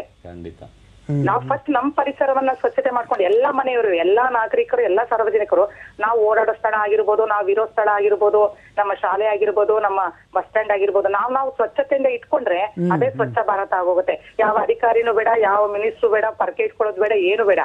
ನಾವು ಸ್ವಚ್ಛತೆ ಮಾಡ್ಕೊಂಡು ನಮ್ಮ ಭಾರತ, ನಮ್ಮ ಮನೆ, ನಮ್ಮ ರೋಡು, ನಮ್ಮ ಹಳ್ಳಿ, ನಮ್ಮ ನಗರ, ನಮ್ಮ ರಾಜ್ಯ ಎಲ್ಲ ಸ್ವಚ್ಛತೆ ಆಗೋಗುತ್ತೆ ಅಂತ ನನ್ನ ಅಭಿಪ್ರಾಯ. ಒಟ್ಟಾರೆ ಒಂದು ಹೇಳಬೇಕು, ಮೊದಲನೇದಾಗಿ ಬದಲಾವಣೆಯ ಪರ್ವ ನನ್ನಿಂದ ಶುರುವಾಗಲಿ ಅಂತಕ್ಕಂಥ ಇಚ್ಛಾಶಕ್ತಿ ಪ್ರತಿಯೊಬ್ಬರಿಗೂ ಇರಬೇಕಾಗತ್ತೆ. ಹಾಗೂ ಈ ಕಾರ್ಯಕ್ರಮದಲ್ಲಿ ದೂರವಾಣಿಯ ಮೂಲಕ ನಿಮ್ಮ ಪ್ರಶ್ನೆಗಳನ್ನು ಕೇಳಿ ನೀವು ಕೂಡ ಇದರ ಭಾಗಿಯಾಗಿದ್ದೀರಿ, ಅದಕ್ಕೆ ನಿಮಗೆ ಧನ್ಯವಾದಗಳನ್ನ ಹೇಳ್ತಾ, ಸೊ ಈ ನಿಟ್ಟಿನಲ್ಲಿ ಶಿವರಾಮ್ ಅವರು ಏನು ಅಭಿಪ್ರಾಯ ವ್ಯಕ್ತಪಡ್ತಾರೆ ನೋಡೋಣ. ನನಗೆ ಬಹಳ ಖುಷಿ ಆಗುತ್ತೆ. ಪ್ರತಿ ಸಂಚಿಕೆಯಲ್ಲೂ ಕೂಡ ರತ್ನ ಅವರ ದೂರವಾಣಿ ಕರೆ ಇರ್ತಾ ಇತ್ತು, ಒಂದು ಸಲಹೆ ಇರ್ತಾ ಇತ್ತು ಅಥವಾ ಒಂದು ದೂರನ್ನು ಅವರು ಇಡ್ತಾ ಇದ್ರು. ಈ ರೀತಿ ನಮ್ಮ ಈ 3 ತಿಂಗಳ ಅಭಿಯಾನದ ಸಂಚಿಕೆಗಳು ನಿರಂತರವಾಗಿ ಯಶಸ್ಸುಗೊಳ್ಳೋದಕ್ಕೆ ರತ್ನ ಅಂತ ಅನೇಕ ಕರೆ ಮಾಡಿರ್ತಕ್ಕಂಥ ವೀಕ್ಷಕರ ಕೊಡುಗೆ ಬಹಳ ದೊಡ್ಡದಿದೆ. ನಾನು ಪಟ್ಟಿ ಮಾಡಿದ್ದೆ, ಕೆಲವರು ನಿರಂತರವಾಗಿ ನಮ್ಗೆ ಕರೆ ಮಾಡಿ ಸಂಚಿಕೆಗಳನ್ನು ಯಶಸ್ವಿ ಮಾಡಿರ್ತಕ್ಕಂಥವರ ಪಟ್ಟಿಯನ್ನು ಮಾಡಿದ್ದೆ. ಅದರಲ್ಲಿ ಮೊದಲ ಹೆಸರೇ ರತ್ನ ಅವರದಿತ್ತು. ಸ್ವತಃ ಶಿಕ್ಷಕಿಯವರು ಖಂಡಿತ ಇಡೀ ಸಮಾಜದ ಆಗು ಹೋಗುಗಳನ್ನು ಬಹಳ ಪ್ರಜ್ಞಾಪೂರ್ವಕವಾಗಿ ನೋಡಿ ಅದಕ್ಕೆ ಸ್ಪಂದಿಸುವಂಥ ಬಹಳ ಉತ್ತಮವಾದಂಥ ಮನಸ್ಥಿತಿ ಇರ್ತಕ್ಕಂಥವ್ರು. ಅವ್ರು ಹೇಳಿದಂಥ ಅಭಿಪ್ರಾಯ ಖಂಡಿತ ಸ್ವಾಗತಾರ್ಹವಾದದ್ದು. ಪ್ರತಿಯೊಂದು ಕೂಡ ನನ್ನಿಂದನೇ ಶುರುವಾಗಬೇಕು ಅನ್ನುವಂಥದ್ದು. ಅದಕ್ಕೆ ಪೂರಕವಾಗಿ ಹಿರಿಯರೊಬ್ಬರು ಮಾತಾಡಿದರು, ನಾನೆಲ್ಲೋ ಕೇಳಿದ್ದೆ, ಯಾಕೆ ಇವತ್ತಿನ ಪರಿಸರ ಇಷ್ಟು ಆತಂಕವನ್ನು ಎದುರಿಸ್ತಾ ಇದೆ ಅಂತ ಅಂದರೆ ಮನುಷ್ಯನ ಮಾನಸಿಕ ಪರಿಸರ ಕೆಟ್ಟಿದೆ ಅಂತ. ಮನುಷ್ಯನ ಮಾನಸಿಕ ಪರಿಸರ ಕೆಟ್ಟಿರೋದ್ರಿಂದ ಅವನ ಸುತ್ತಲಿನ ಪರಿಸರವನ್ನು ನಿರ್ವಹಣೆ ಮಾಡೋದ್ರಲ್ಲಿ ಅವನು ಸೋಲ್ತಾ ಇದ್ದಾನೆ ಅಂತ. ಹಾಗಾಗಿ ರತ್ನ ಅವರ ನೇರವಾದಂಥ ಅಭಿಪ್ರಾಯ ಇದಕ್ಕೆ ಸೂಕ್ತವಾಗುತ್ತೆ ಅಂತ ಭಾವಿಸ್ತೀನಿ. ನಾವು ನಮ್ಮ ಮನಸ್ಥಿತಿನ ಬದಲು ಮಾಡ್ಕೊಳ್ಳೋಣ, ಆ ಮೂಲಕ ಎದುರಿನ ಸಮಾಜದ ವಾತಾವರಣವನ್ನು ಬದಲು ಮಾಡೋದಕ್ಕೆ ಪ್ರಯತ್ನ ಮಾಡೋಣ. ಖಂಡಿತ. ಇದಕ್ಕೊಂದು ಉದಾಹರಣೆ ಹೇಳಬೇಕಾದ್ರೆ, ಇತ್ತೀಚೆಗೆ ನನ್ನ ಆತ್ಮೀಯರೊಬ್ರು ಹೇಳ್ತಾ ಇದ್ರು, ತನ್ನ ಮಗ ಪ್ರಿ-KG ಹೋಗ್ತಿದ್ದಾನೆ, ಒಂದು ಚಾಕ್ಲೇಟ್ ಕೊಟ್ರೆ ತಿಂದುಬಿಟ್ಟು ಜೋಬಲ್ಲಿ ಇಟ್ಕೊತಾನೆ. ಯಾಕೆ ಅಂದರೆ ಸದ್ಯಕ್ಕೆ ಡಸ್ಟ್ಬಿನ್, ಹೊರಗಡೆ ಹೋದಾಗ ಡಸ್ಟ್ಬಿನ್ ಸಿಕ್ಕಿಲ್ಲ, ಮನೆಗೆ ಹೋಗಿ ಡಸ್ಟ್ಬಿನ್ಗೆ ಹಾಕ್ತೀನಿ ಅಂತ. ನಮ್ಮ ಟೀಚರ್ ಹೇಳ್ಕೊಟ್ಟಿದ್ದಾರೆ ನಾನು ಹಾಗೆ ಮಾಡೋದು ಅಂತ. ಅಂದರೆ ಅಲ್ಲಿಯ ತಂದೆ ಹೆಮ್ಮೆಯಿಂದ ತನ್ನ ಮಗನ ಬಗ್ಗೆ ಹೇಳ್ತಾ ಇದ್ದ. ಆದರೆ ಇಲ್ಲಿ ನಾವು ಯೋಚನೆ ಮಾಡ್ತಕ್ಕಂಥದ್ದು, ಒಬ್ಬ ಶಿಕ್ಷಕಿಯ ಮಾತು ಎಷ್ಟರ ಮಟ್ಟಿಗೆ ಒಂದು ಮಗುವಿನ ಮೇಲೆ ಪ್ರಭಾವ ಬೀರುತ್ತೆ. ಸೊ ರತ್ನ ಅವರು ಶಿಕ್ಷಕಿಯಾಗಿರೋದ್ರಿಂದ ಬಹುಶಃ ಇಂತಹ ಅವಕಾಶಗಳು ಅವ್ರಿಗೆ ಹೇರಳವಾಗಿದ್ದಾವೆ. ಮಕ್ಕಳಲ್ಲಿ ಇಂತಹ ಮಾನಸಿಕ ಸ್ಥಿತಿಯನ್ನು ಹೆಚ್ಚು ಮಾಡೋದಿದೆಯಲ್ಲ, ಬಹುಶಃ ಶಿಕ್ಷಕರಿಗೆ ಹೆಚ್ಚಿನ ಅವಕಾಶ ಇದೆ. ಆದರೆ ಅದಕ್ಕೆ ಪೂರಕವಾಗಿ ಉತ್ತಮವಾದಂಥ ಸಪೋರ್ಟ್ ಸಿಗಬೇಕು ಅವ್ರಿಗೆ, ಸಮಾಜದಿಂದ ಅದು ಸಂಘ ಸಂಸ್ಥೆಗಳಿಂದ ಉತ್ತಮವಾದಂಥ ಸಪೋರ್ಟ್ ಸಿಕ್ಕದ್ರೆ ಖಂಡಿತ ಯಶಸ್ವಿ. ಆ ಇಚ್ಛಾಶಕ್ತಿ ಎಲ್ಲ ಶಿಕ್ಷಕರಿಗೂ ನಿರಂತರವಾಗಿರ್ಲಿ ಅಂತ ನಾವು ಕೂಡ ಆಶಿಸೋಣ. ದೂರವಾಣಿ ಕರೆಯಿದೆ ನಾಗರಾಜ್ ಅವರು ಮೈಸೂರಿಂದ. ಕೇಳಿ ನಾಗರಾಜ್, ನಿಮ್ಮ ಪ್ರಶ್ನೆ. ದಯವಿಟ್ಟು ಟಿವಿ ವಾಲ್ಯೂಮ್ ಮ್ಯೂಟ್ ಮಾಡಿ ಪ್ರಶ್ನೆ ಕೇಳಿ. ನಮಸ್ಕಾರ. ಓಕೆ ಸರ್, ನಮಸ್ಕಾರ ಸರ್. ನಮಸ್ಕಾರ. ಕೇಳಿ. ನಾಗರಾಜ್ ಅಂದ್ಬಿಟ್ಟು ಮೈಸೂರಿಂದ. ಹೇಳಿ. ನಿಮಗೆ ಮೊದಲಿಗೆ ಹೊಸ ವರ್ಷದ ಶುಭಾಶಯಗಳನ್ನು ಕೋರ್ತೀನಿ ಧನ್ಯವಾದಗಳು ತಮಗೂ ಕೂಡ. ಸರ್. ಮತ್ತೆ ನಾವು ಇಷ್ಟಪಡೋದೇನಂದ್ರೆ, ನಾನು ತಿಳಿದಂಗೆ ಮೈಸೂರು ನಗರದ ಪ್ಯಾಲೇಸ್ ಅರಮನೆಯ ಸುತ್ತಮುತ್ತ ನಾನು ಕರ್ತವ್ಯ ನಿರ್ವಹಣೆ ಮಾಡ್ತಿದ್ದೀನಿ. ಆ ನಿರ್ವಹಣೆಯಿಂದ ಸ್ವಲ್ಪ ನನ್ಗಾಗಿರೋ ಅನುಭವ ಏನಂತ ಹೇಳಿದ್ರೆ, ಈ ಬಸ್ ಸ್ಟ್ಯಾಂಡ್ ಅಲ್ಲಿ ವ್ಯಾಪಾರಸ್ಥರು ಈ ಏನು ಪಾಪ್ಕಾರ್ನ್, ಚಿಪ್ಸ್ ಇವನ್ನೆಲ್ಲ ಮಾರಾಟ ಮಾಡ್ತಾರೆ. ಆ ಹುಡುಗರುಗಳಿಗೆ ಜೀವನದ ಅಂಶಕ್ಕೋಸ್ಕರ ಅವ್ರು ವ್ಯಾಪಾರ ಮಾಡ್ತಾರೆ. ಆದ್ರೆ ವ್ಯಾಪಾರದ ದೃಷ್ಟಿ ಇಟ್ಕೊಂಡು ನಮ್ಗೆ ಸ್ವಚ್ಛತಾ ಮನೋಭಾವನೆ ಕೂಡ ಅವ್ರ ಮನ್ಸಲ್ಲಿ ಬರ್ಬೇಕು. ಆ ಭಾವನೆ ಅವ್ರಲ್ಲಿ ಇರಲ್ಲ. ಅವ್ರೇನಿದ್ರು ಹಣ ಗಳಿಸ್ಬೇಕು, ತನ್ನ ಜೀವನ ಸಾಗಿಸ್ಕೋಬೇಕು. ಅವ್ರಿಗೆ ಅದು ಪರಿವರ್ತನೆ ಆಗ್ಬೇಕು ಅಂದ್ರೆ ಆ ಸ್ಥಳದ ಅಧಿಕಾರಿ ವರ್ಗದವರು, ಈ ಬಸ್ ಸ್ಟ್ಯಾಂಡ್ ಅಲ್ಲಿ ಇರೋಂತ KSRTC ಅಧಿಕಾರಿ ವರ್ಗದವರಾಗಿರ್ಬೋದು, ಇಲ್ಲ ಅರಮನೆಯ ಸುತ್ತಮುತ್ತ ಪ್ರವಾಸಿ ಸ್ಥಳದಲ್ಲಿರುವಂತ ಅಧಿಕಾರಿಗಳಾಗಿರ್ಬೋದು, ಆ ಪ್ಲಾಸ್ಟಿಕ್ ಮುಕ್ತ ಸ್ಥಳ ಆಗ್ಬೇಕಾದ್ರೆ ಅಧಿಕಾರಿಗಳು ಕೂಡ ಜವಾಬ್ದಾರರಾಗಿರ್ತಾರೆ. ಖಂಡಿತ. ಅದಕ್ಕೆ ಆ ವ್ಯಾಪಾರಸ್ಥರಿಗೆ ಏನಾರ ಒಂದು ಮೂಲ ವಿಚಾರಗಳನ್ನ ತಿಳಿಸಿ, ಯಾವ ರೀತಿ ನೀವು ಇದು ವ್ಯಾಪಾರ ಮಾಡ್ಬೇಕು, ಈ ಪ್ಲಾಸ್ಟಿಕ್ ನ ಯಾವ ರೀತಿ ನೀವು ಸಂಗ್ರಹಿಸ್ಬೇಕು, ನಮ್ಮ ಈ ಪ್ರವಾಸ ಸ್ಥಳನ ಯಾವ ರೀತಿ ನಾವು ಮುಕ್ತವಾದ ಸ್ವಚ್ಛತಾವಾಗಿ ಅಂತೆಲ್ಲ ಅವರು ಗುರುತಿಸಕ್ಕೆ ಸಹಕಾರ ಕೊಡ್ಬೇಕು. ಮತ್ತೆ ನಮ್ಗೂ ಮತ್ತೆ ನನ್ನ ಮಗನಿಗೆ ಒಂದು ಇನ್ಸಿಡೆಂಟ್ ಆಗಿದೆ ಸರ್, ಇದು ಹೇಳಬೇಕು ನಿಮ್ಗೆ. ಒಬ್ಬ ಕಾಲೇಜು ವಿದ್ಯಾರ್ಥಿ ಆ ಪಾಪ್ಕಾರ್ನ್ ನ ಬಸ್ ನಲ್ಲಿ ತಗೊಂಡು ಪ್ರಯಾಣ ಮಾಡ್ತಾನೆ. ಬಸ್ ಅಲ್ಲಿ ಹೋಗ್ಬೇಕಾದ್ರೆ ಅವನು ಮ್ಯಾಕ್ಸಿಮಮ್ ಒಂದು ಡಿಗ್ರಿ ಸ್ಟೂಡೆಂಟ್ ಇರ್ಬೋದು, ವಿದ್ಯಾರ್ಥಿ. ಅವನಿಗೆ ಸ್ವಚ್ಛತಾ ಅಭಿಯಾನದ ಬಗ್ಗೆ ಎಲ್ಲ ಗೊತ್ತಿದೆ. ನನ್ನ ಜೊತೆ ನನ್ನ ಮಗ ಚಿಕ್ಕ ಮಗ ಇದ್ದ, ಒಂದು 4th ಸ್ಟ್ಯಾಂಡರ್ಡ್ ವಿಜಯ ವಿಠಲ ಸ್ಕೂಲ್ ಅಲ್ಲಿ. ನನ್ ಮಗ ಗುರುತಿಸಿ ಹೇಳ್ತಾ ಇದ್ದಾನೆ, ಅವ್ನ ಪಾಪ್ಕಾರ್ನ್ ತಿನ್ಬಿಟ್ಟು ಹೋಯ್ತಿರೋ ಗಾಡಿ ಬಸ್ ಇಂದ ರಸ್ತೆಗೆ ಆಗ್ತಾ ಇದ್ದಾನೆ. ವಿದ್ಯಾರ್ಥಿಗಳು ಈ ಮಟ್ಟದಲ್ಲಿ ಕೀಳ್ ಮಟ್ಟದಲ್ಲಿ ನಿಲ್ಬಿಟ್ರೆ ಸ್ವಚ್ಛತಾ ಭಾರತ ಅಭಿಯಾನ ಹೆಂಗ್ ಸಾಧ್ಯ? ಖಂಡಿತ ಸರ್. ಯಾರು ತಿಳಿಸ್ಬೇಕು ಅವ್ರಿಗೆ? ಒಳ್ಳೆಯ ಒಂದ್ ಸೆಕೆಂಡ್ ಸರ್. ಈ ಲೆಕ್ಚರ್ಗಳು ಈ ಮತ್ತೆ ಶಿಕ್ಷಕರು ಅದನ್ನ ಕಾಲೇಜ್ ಒಳಗಡೆ ಎಲ್ಲೋ ಒಂದ್ ಭಾಗದಲ್ಲಿ ವಾರದಲ್ಲಿ ಒಂದ್ ದಿವಸನಾರುವೆ ಅವ್ರ ಗಮನ ಮುಟ್ಟಂತ ಕೆಲಸಗಳು ಮಾಡ್ತಾ ಹೋದ್ರೆ ಆ ಯುವಕರು ಮತ್ತೆ ಈ ವಿದ್ಯಾರ್ಥಿಗಳಲ್ಲಿ ಮನಸ್ಸಲ್ಲಿ ಬಂದ್ಬಿಟ್ರೆ ಅದು ಪರಿವರ್ತನೆ ಆಗುತ್ತೆ. ಖಂಡಿತ ಸರ್, ಬಹಳ ಒಳ್ಳೆಯ ವಿಚಾರವನ್ನ ಪ್ರಸ್ತಾಪ ಮಾಡಿದಿರಿ. ಧನ್ಯವಾದಗಳು ನಿಮ್ಮ ದೂರವಾಣಿ ಕರೆಗೆ. ಒಂದು ವಿಷಯವನ್ನ ನಾವಿಲ್ಲಿ ಗಮನಿಸಬೇಕು. ಒಂದು ಚಿಕ್ಕ ಹುಡುಗ ಒಬ್ಬ ಕಾಲೇಜು ವಿದ್ಯಾರ್ಥಿಯ ಆ ಕೃತ್ಯವನ್ನ ಖಂಡಿಸ್ತಾನೆ ಅನ್ನೋದಾದ್ರೆ ಮಕ್ಕಳ ಮನಸ್ಸಿನಲ್ಲಿ ಸ್ವಚ್ಛ ಭಾರತ ಅಭಿಯಾನದ ಪರಿಣಾಮ ಹೇಗಾಗಿದೆ ಅಂತಕ್ಕಂಥದ್ದು ಒಂದು. ಎರಡನೇದು, ಈ ಪ್ರವಾಸಿ ಸ್ಥಳಗಳನ್ನು ಹೆಚ್ಚು ಈ ರೀತಿಯ ಪ್ಲಾಸ್ಟಿಕ್ ಮಯವಾಗಿಸುವಂಥ ಒಂದು ಪ್ರಯತ್ನಗಳೇನಿದ್ದಾವೆ, ಬಹುಶಃ ಆ ಸ್ಥಳದ ಮಹತ್ವ ಅಥವಾ ಅದರ ಸೌಂದರ್ಯ ಹಾಳು ಮಾಡ್ತಕ್ಕಂಥದ್ದು ಕೂಡ ನಾವು ನೋಡ್ತಾ ಇದ್ದೇವೆ. ಸೊ ಇಂತಹ ವಿಚಾರದಲ್ಲಿ ಪ್ರಾಜ್ಞರು ಏನು ಮಾಡಬೇಕು ಅಂತ ಅನ್ಸುತ್ತೆ? ಈ ಥರದ ಒಂದು ಪ್ರಶ್ನೆಯನ್ನು ಕೂಡ ನಾನು ಅನೇಕ ಪ್ರಶ್ನೆಗಳನ್ನು ಕೇಳಿದೆ. ಮಕ್ಕಳನ್ನು ಈ ನಿಟ್ಟಿನಲ್ಲಿ ಸಚೇತನ ಮಾಡ್ತಕ್ಕಂಥ, ಅವ್ರನ್ನ ತಯಾರು ಮಾಡ್ತಕ್ಕಂಥ ಕೆಲಸವನ್ನು ಮಾಡಿದ್ರೆ ಬಹುಶಃ ಮುಂದಿನ ದಿನಗಳಲ್ಲಿ ಸ್ವಚ್ಛ ಭಾರತ ನಿರ್ಮಾಣ ಆಗುತ್ತೆ ಅನ್ನೋವಂಥ ಅಭಿಪ್ರಾಯವನ್ನು ಕೆಲವರು ವ್ಯಕ್ತಪಡಿಸಿದರು. ನಾನು ಕೇಳಿದ್ದೆ, ಯಾಕೆ ಮಕ್ಕಳೇ ಮಾಡಬೇಕು, ದೊಡ್ಡವರು ಯಾಕೆ ಮಾಡಬಾರ್ದು? ದೊಡ್ಡವರು ಮಾಡಿ ಮಕ್ಕಳಿಗೆ ತೋರಿಸ್ಕೊಟ್ರೆ ಅದನ್ನು ಅನುಸರಿಸುವಂಥ ಒಂದು ಪ್ರಕ್ರಿಯೆ ಅಲ್ಲಿಂದ ಶುರುವಾಗುತ್ತೆ. ಅದಕ್ಕಾಗಿ ದೊಡ್ಡವರು ಮಾಡಲಿ ಅಂತ ನಾನು ಒತ್ತಾಯ ಮಾಡಿದ್ದೆ. ಖಂಡಿತ ಈ ಮಗುವಿನ ಮನಸ್ಸನ್ನು ನೋಡಿದಾಗ ದೊಡ್ಡವರು ತಪ್ಪು ಮಾಡ್ತಾ ಇದ್ರೆ ಮಕ್ಕಳು ಆದಷ್ಟು ಸ್ವಲ್ಪ ಎಚ್ಚೆತ್ಕೊಂಡಿದ್ದಾರೆ ಅನ್ನೋದನ್ನ ನಾನು ಇಲ್ಲಿ ಸ್ಪಷ್ಟವಾಗಿ ಹೇಳಬೇಕಾಗುತ್ತೆ. ಎರಡನೇದನ್ನು, ಕಾಲೇಜು ವಿದ್ಯಾರ್ಥಿಗಳ ಜೊತೆ ಮುಖಾಮುಖಿ ಆಗ್ತಾ ಇರ್ತೀನಿ ಅವಾಗ. ಅವ್ರಿಗೆ ಈ ಥರದ ಮಾಹಿತಿ ಕೊರತೆ ಇದೆ. ಕೇವಲ ಒಂದು 3 ತಿಂಗಳಿಗೊಂದು ಎಕ್ಸಾಮ್ ಬರೆಯುವಂಥ ನಮ್ಮ ಶೈಕ್ಷಣಿಕ ವ್ಯವಸ್ಥೆ ಇದೆಯಲ್ಲ, ಆ ವ್ಯವಸ್ಥೆಯಿಂದ ಹೊರತಾಗಿರ್ತಕ್ಕಂಥ ಒಂದು ಏನು ಪಠ್ಯೇತರ ಅಥವಾ ಪಠ್ಯ ಪೂರಕವಾದಂಥ, ಪಠ್ಯ ಸಹವಾದಂಥ ಸಹಪಠ್ಯ ವಿಷಯಗಳನ್ನು ತಿಳಿಸ್ಕೊಡ್ತಕ್ಕಂಥ ಅನಿವಾರ್ಯತೆ ಇವತ್ತು ಶಾಲಾ ಕಾಲೇಜುಗಳಲ್ಲಿ. ಖಂಡಿತ. ಜೊತೆಗೆ ಬದುಕಿಗೆ ಬೇಕಾದಂತಹದ್ದು, ಯಾಕೆಂದ್ರೆ ತ್ರೈಮಾಸಿಕ ಪರೀಕ್ಷೆಗಳಿರಬಹುದು, ಇವೆಲ್ಲವೂ ಕೂಡ ಪರೀಕ್ಷೆಗಾಗಿ, ಅಂಕಕ್ಕಾಗಿ, ಪದವಿಗಾಗಿ ಇದ್ದರೆ ಬದುಕಿಗೆ ಬೇಕಾದಂತಹ ಮೌಲ್ಯಗಳಿರಬಹುದು ಅಥವಾ ನೈತಿಕತೆ ಇರಬಹುದು, ಸಾಮಾಜಿಕ ಜವಾಬ್ದಾರಿಗಳಿರಬಹುದು, ಇವೆಲ್ಲವೂ ಕೂಡ ಇಂತಹ ಕಾರ್ಯಗಳಿಂದ ಮಾತ್ರ ಬರ್ಲಿಕ್ಕೆ ಸಾಧ್ಯ ಅಂತಕ್ಕಂಥದ್ದು ಮೊದಲು ಮನಗಾಣಬೇಕಾಗಿದೆ. ಧನ್ಯವಾದ. ವೀರಣ್ಣ ಅವರು ಬಾಗಲಕೋಟೆಯಿಂದ ಕರೆ ಮಾಡಿದರೆ, ಕೇಳಿ ವೀರಣ್ಣ ಅವರೇ ನಿಮ್ಮ ಪ್ರಶ್ನೆ. ನಮ್ಮ ಪ್ರಶ್ನೆ ಕೇಳ ಸರ್ ಈಗ? ನಮಸ್ಕಾರ, ಹೇಳ್ರಿ. ಹಾ ಸರಿ ಸರ್, ನನ್ನ ಹೆಸರು ವೀರಣ್ಣ ಅಂತ, ಬಾಗಲಕೋಟೆಯಿಂದ. ಹೇಳ್ರಿ ಅಪ್ಪ. ಬಾಗಲಕೋಟೆ ವೀರಣ್ಣ ಅಂತ. ಹಿರಿಯ ನಾಗರಿಕನಾಗಿ ನಮ್ಮ ಕಾರ್ಯಕ್ರಮ, ಅದು ಎಸ್ಪೆಷಲಿ ನೀವು ದೂರದರ್ಶನದವರ ಇಬ್ರು ನಿರೂಪಕರಾಗಿ ಮತ್ತು ಅದಕ್ಕೆ ಉತ್ತರ ಕೊಡೋರಾಗಿ ಬಹಳಷ್ಟು ಖುಷಿ ಆಗಿದೆ ಸರ್ ತಮ್ಮನ್ನ ನೋಡಿ. ಈ ಅಭಿಯಾನದಲ್ಲಿ ನಮ್ಮ ಕೆಲವು ಆಫೀಸ್ಗಳು ಇದಾವೆ, ಅವ್ರಿಗೆ ಕೂಡ ಇದೇ ಮೂಲಕ ಅವ್ರಿಗೆ ಹೇಳಿದೀನಿ, ನೋಡ್ರಿ ಚಂದನ್ ವಾಹಿನಿ ಅಂತ. ಬಹಳ ಸಂತೋಷ ಸರ್, ನೀವೆಲ್ಲ ಕಾರ್ಯಕ್ರಮ ನಡೆಸ್ಕೊಂಡು ಹೋಗ್ತಾ ಇದ್ರಿ. ಇದಕ್ಕೆ ಒಳ್ಳೆ ಪ್ರತಿಕ್ರಿಯೆ ಬರ್ತದೆ ಅಂತ ನನಗೆ ಆಸೆ ಬಹಳಷ್ಟಿದೆ ಸರ್. ಏನಾದ್ರು ಸಲಹೆನ ಕೊಡೋದಕ್ಕೆ ಬಯಸ್ತೀರಾ ವೀರಣ್ಣ ಅವರೇ? ಸಂದೇಶ ಅಂತಂದ್ರೆ ನರೇಂದ್ರ ಮೋದಿ ಅವರ ವಿಚಾರವಾಗಿ ನಾವು ಬಹಳ ಅಭಿಮಾನ ಪಡ್ಬೇಕಾಗುತ್ತೆ ಸರ್. ಅವರು ಮೂಲತಃ ಏನು ಅಂತಂದ್ರೆ ಸ್ವಚ್ಛ ಭಾರತ ಅಂತ ಹೇಳಿದ್ರೆ ಯಾವುದು ಪಕ್ಷ ಮತ್ತೆ ಅವು ಏನು ತಮ್ಮ ಒಳಗೆ ಇರ್ತಾವಲ್ಲ ಅವನ್ನೆಲ್ಲ ಮರೆತು ಇದಕ್ಕೆ ಬರಬೇಕು ಅನ್ನೋದೊಂದು ಅವ್ರದ್ದು ಆಸೆ ಇದೆ. ಆ ಮೂಲಕ ನನಗೆ ಬಹಳಷ್ಟು ಸಂತೋಷ ಆಗ್ತದೆ ಇದನ್ನ ನೋಡಿ. ಅಂದ್ರೆ ಪಕ್ಷಾತೀತವಾಗಿ ಎಲ್ಲರೂ ಕೂಡ ಈ ಒಂದು ಯೋಜನೆ ಅಥವಾ ಅಭಿಯಾನದಲ್ಲಿ ಪಾಲ್ಗೊಂಡಾಗ ನಮ್ಮ ರಾಷ್ಟ್ರ ಹೇಗೆ ಆ ಸ್ವಚ್ಛತೆಯನ್ನ ಕಾಯ್ದುಕೊಳ್ಳಿಕ್ಕೆ ಸಾಧ್ಯವಾಗುತ್ತೆ ಅಂತಕ್ಕಂಥ ಸದುದ್ದೇಶ. ಧನ್ಯವಾದ ನಿಮ್ಮ ಅಭಿಪ್ರಾಯಕ್ಕೆ.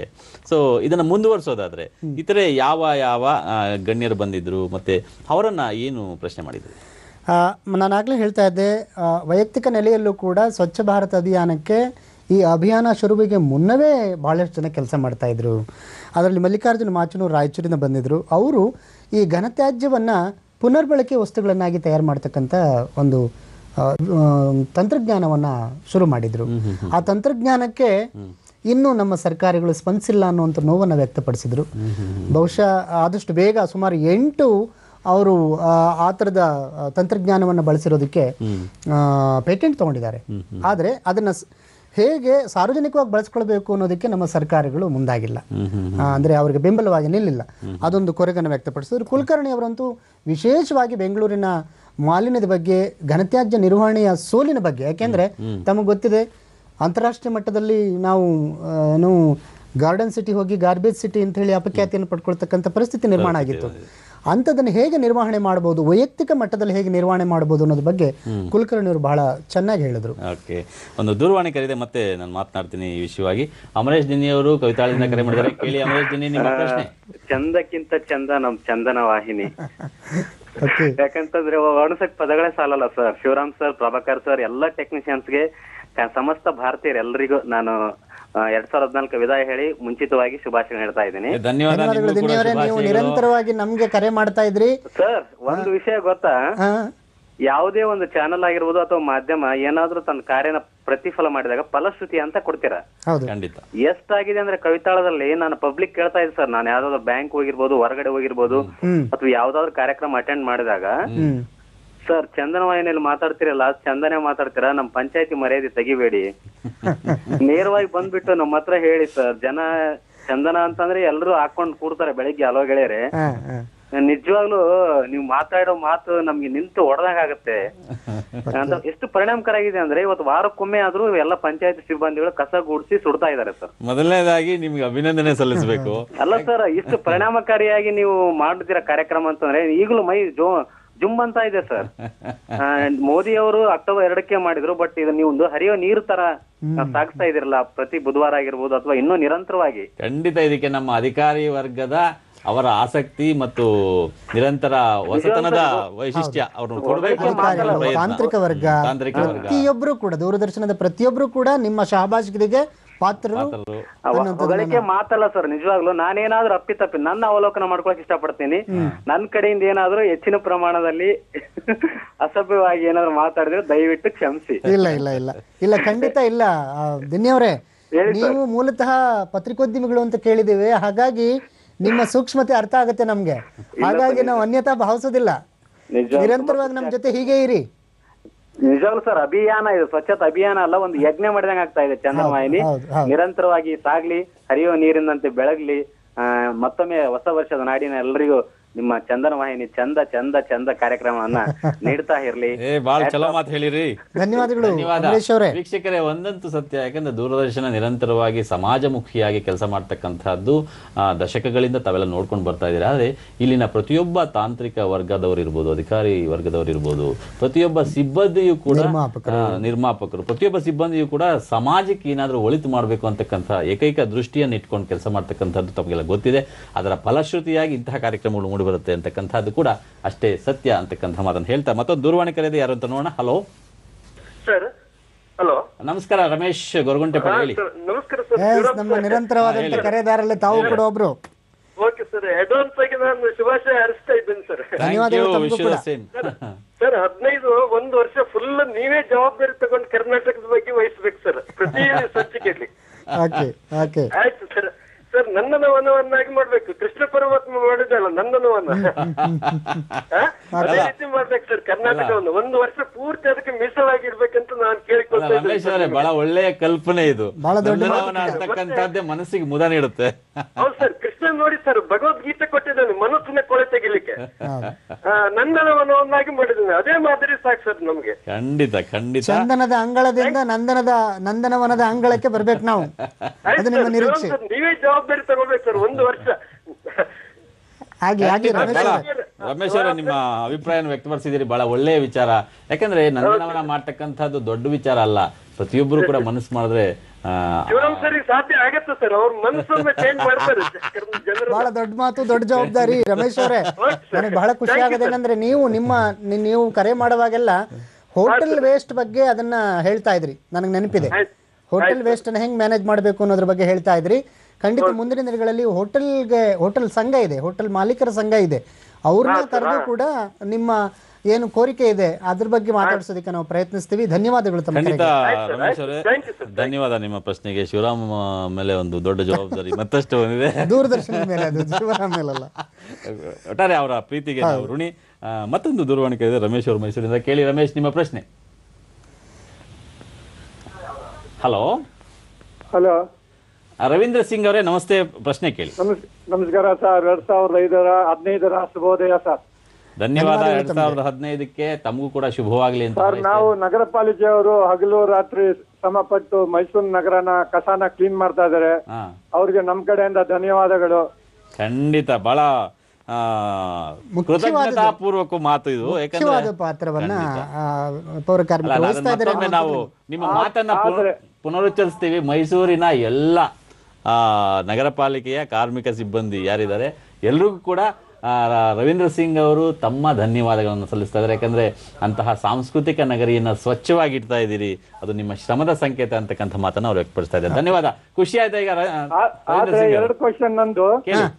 ಮೊದಲನೇದೇನಪ್ಪಾ ಅಂತ ಹೇಳಿದ್ರೆ, ಮನೆಯಿಂದ ಕಸಗಳನ್ನ ಕ್ಲೀನ್ ಮಾಡ್ಕೊಂಡು ಜನ ಏನ್ ಮಾಡ್ತಾರೆ, ಖಾಲಿ ಸೈಟ್ ಹತ್ರ ತಗೊಂಡೋಗಿ ಖಾಲಿ ಸೈಟ್ ಒಳಗಡೆ ಎಸ್ಬಿಡ್ತಾರೆ.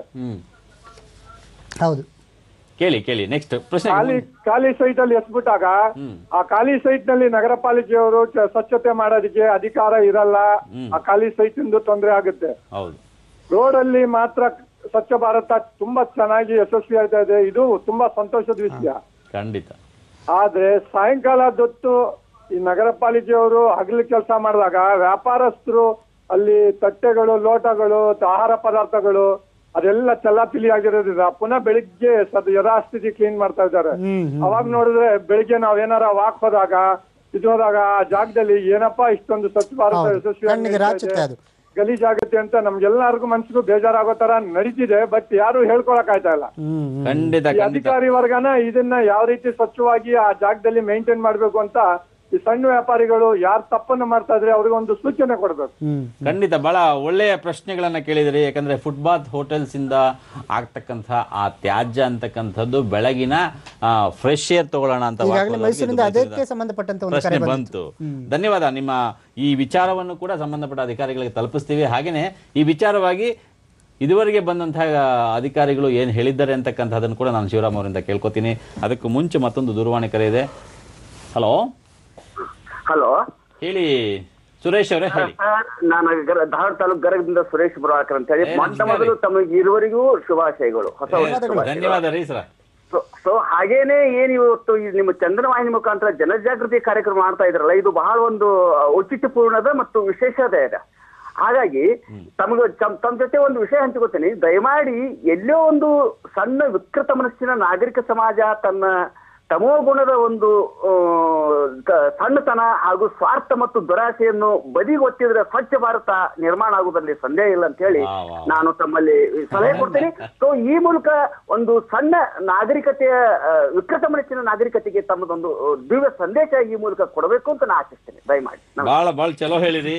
ಯಾಕಂದ್ರೆ ಬಹುಶಃ ಒಬ್ಬ ಬದಲಾವಣೆಯ ಪರ್ವ ಶುರುವಾಗಬೇಕಾದ್ರೆ ಎಲ್ಲಿಂದ ಬದಲಾವಣೆ ಆಗಬೇಕು ಅಂತಕ್ಕಂಥದ್ದು ಬಹಳ ಮಾರ್ಮಿಕವಾಗಿ ಹೇಳಿದಿರಿ.